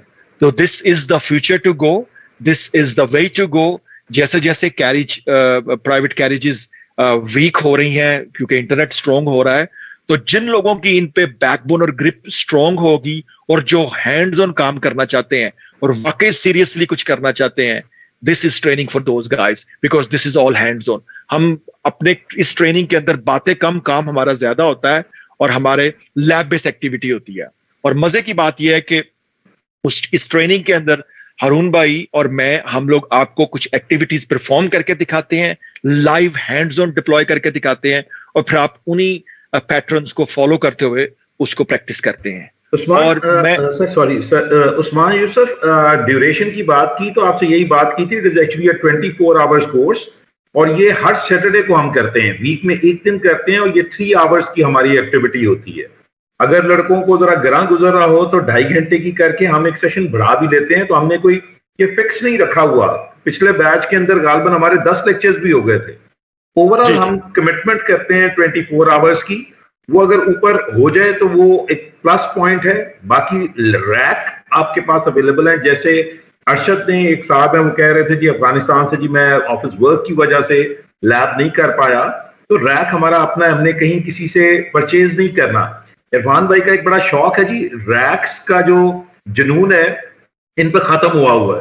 ये कभी आपको अपने गराज का व्यू ओवरव्यू कराएं तो आप परेशान हो जाएंगे कि इनके गराज में लेटेस्ट वायरलेस की पूरी सीसीआई की इस वक्त की जो लैब है उसका पूरा पॉड खड़ा हुआ है। एसडी एक्सेस का पूरा सामान मंगवा के, मेरे ख्याल में चंद बंदों में से होंगे जिनके पास एसडी एक्सेस का पूरा रैक हमारे पास खड़ा है। तो इंशाल्लाह एसडी वैन के बाद अल्लाह ने चाहा तो एसडी एक्सेस के ऊपर भी मूव करेंगे। और ये कोर्स इरफान भाई और मैं मिलकर पढ़ाते हैं, लीड कर रहे होते हैं इरफान भाई, और हम तो लहू गर्म रखने के लिए जो है वो साथ में आप लोगों के पास मौजूद होते हैं। अच्छा, ये कुछ मैं क्विकली जी, जबरदस्त जी अरुण भाई, जबरदस्त। मैं क्विकली ये कुछ कोर्स आउटलाइन में कुछ टॉपिक्स हैं जो मैंने क्विकली आपको स्किम थ्रू सिर्फ करवा दूं, जिसमें कुछ लेक्चर्स हैं। ये लेक्चर हार्ड एंड फास्ट नहीं है, मगर मिनिमम जो हमारी कमिटमेंट होती है we try to fulfil that one, जिसमें जैसे देखिए उसके कंसेप्ट्स हैं, उसकी स्लाइड्स हैं, फिर इसकी रिकॉर्डिंग्स बाद में उस तरह से एंगेजमेंट एक्टिविटीज में हमारी होती हैं। मगर ये सारे हैंड्स ऑन है जी, इसमें स्लाइड्स पे कम हमारा जोर होता है कंपेयर टू अदर ट्रेनर्स, और हैंड्स ऑन जो एक्चुअली करके दिखाना है ना सर, उसमें हम लोग जो है इसको डिप्लॉय करवाते हैं। तो ये अब चूंकि हर बंदे को एक डेडिकेटेड लैब की जाती है तो सीटें उस हिसाब से हैं, तो अब प्रायोरिटी के मुताबिक हम लोग उस तरीके से इसको बैच को अरेंज करेंगे। तो पहले आइए पहले पाइए की बुनियाद पे इसकी जो है ना तरतीब कुछ इस तरह से है। अब मैं हाजिर जी, मैं जी बस मेरे का आपका भी बहुत टाइम लिया, तो लड़कों से मेरे ख्याल में इजाजत चाहते हैं सर, क्या कहते हैं आप? यस जी सर, ठीक है। कोई और आखिरी क्लोजिंग कमेंट आप देना चाहें तो हम। सर आपका बहुत शुक्रिया, आपने हमेशा की तरह उसी बड़े बड़े धीमे मिजाज और बड़े जबरदस्त अंदाज से माशाल्लाह लड़कों को ये अपडेट किया है। और मैं लड़कों के साथ एक ओपन चैलेंज करता हूं, आप जाइएगा एसडी वैन आर्किटेक्चर को सर्च कीजिएगा और देखिएगा जो आज का लेक्चर है इसकी रिकॉर्डिंग आप लोगों के पास होगी। जरूर कोरिलेट कीजिएगा कि किस तरीके के साथ इसको कवर किया गया है और इवन ऑनलाइन में किस लेवल के ऊपर चीजें पड़ी हुई हैं। तो माशाल्लाह सर बड़ा जबरदस्त तरीके से इसके कंपोनेंट्स को आपने एक्सप्लेन किया है। आई होप कि लड़कों का एटलीस्ट कोर्स कंटिन्यू करता या नहीं करता, लेकिन एटलीस्ट उनको एक विजन जरूर मिल गई कि एसडी वैन की टेक्नोलॉजी है क्या। सर बहुत शुक्रिया वंस अगेन आपका। थैंक यू वेरी मच जी, बहुत शुक्रिया आप लोगों का जी। थैंक यू जी, थैंक यू, बहुत शुक्रिया सर। अस्सलाम वालेकुम जी, आप तमाम स्टूडेंट्स का भी बहुत शुक्रिया। Thank you, Allah Hafiz.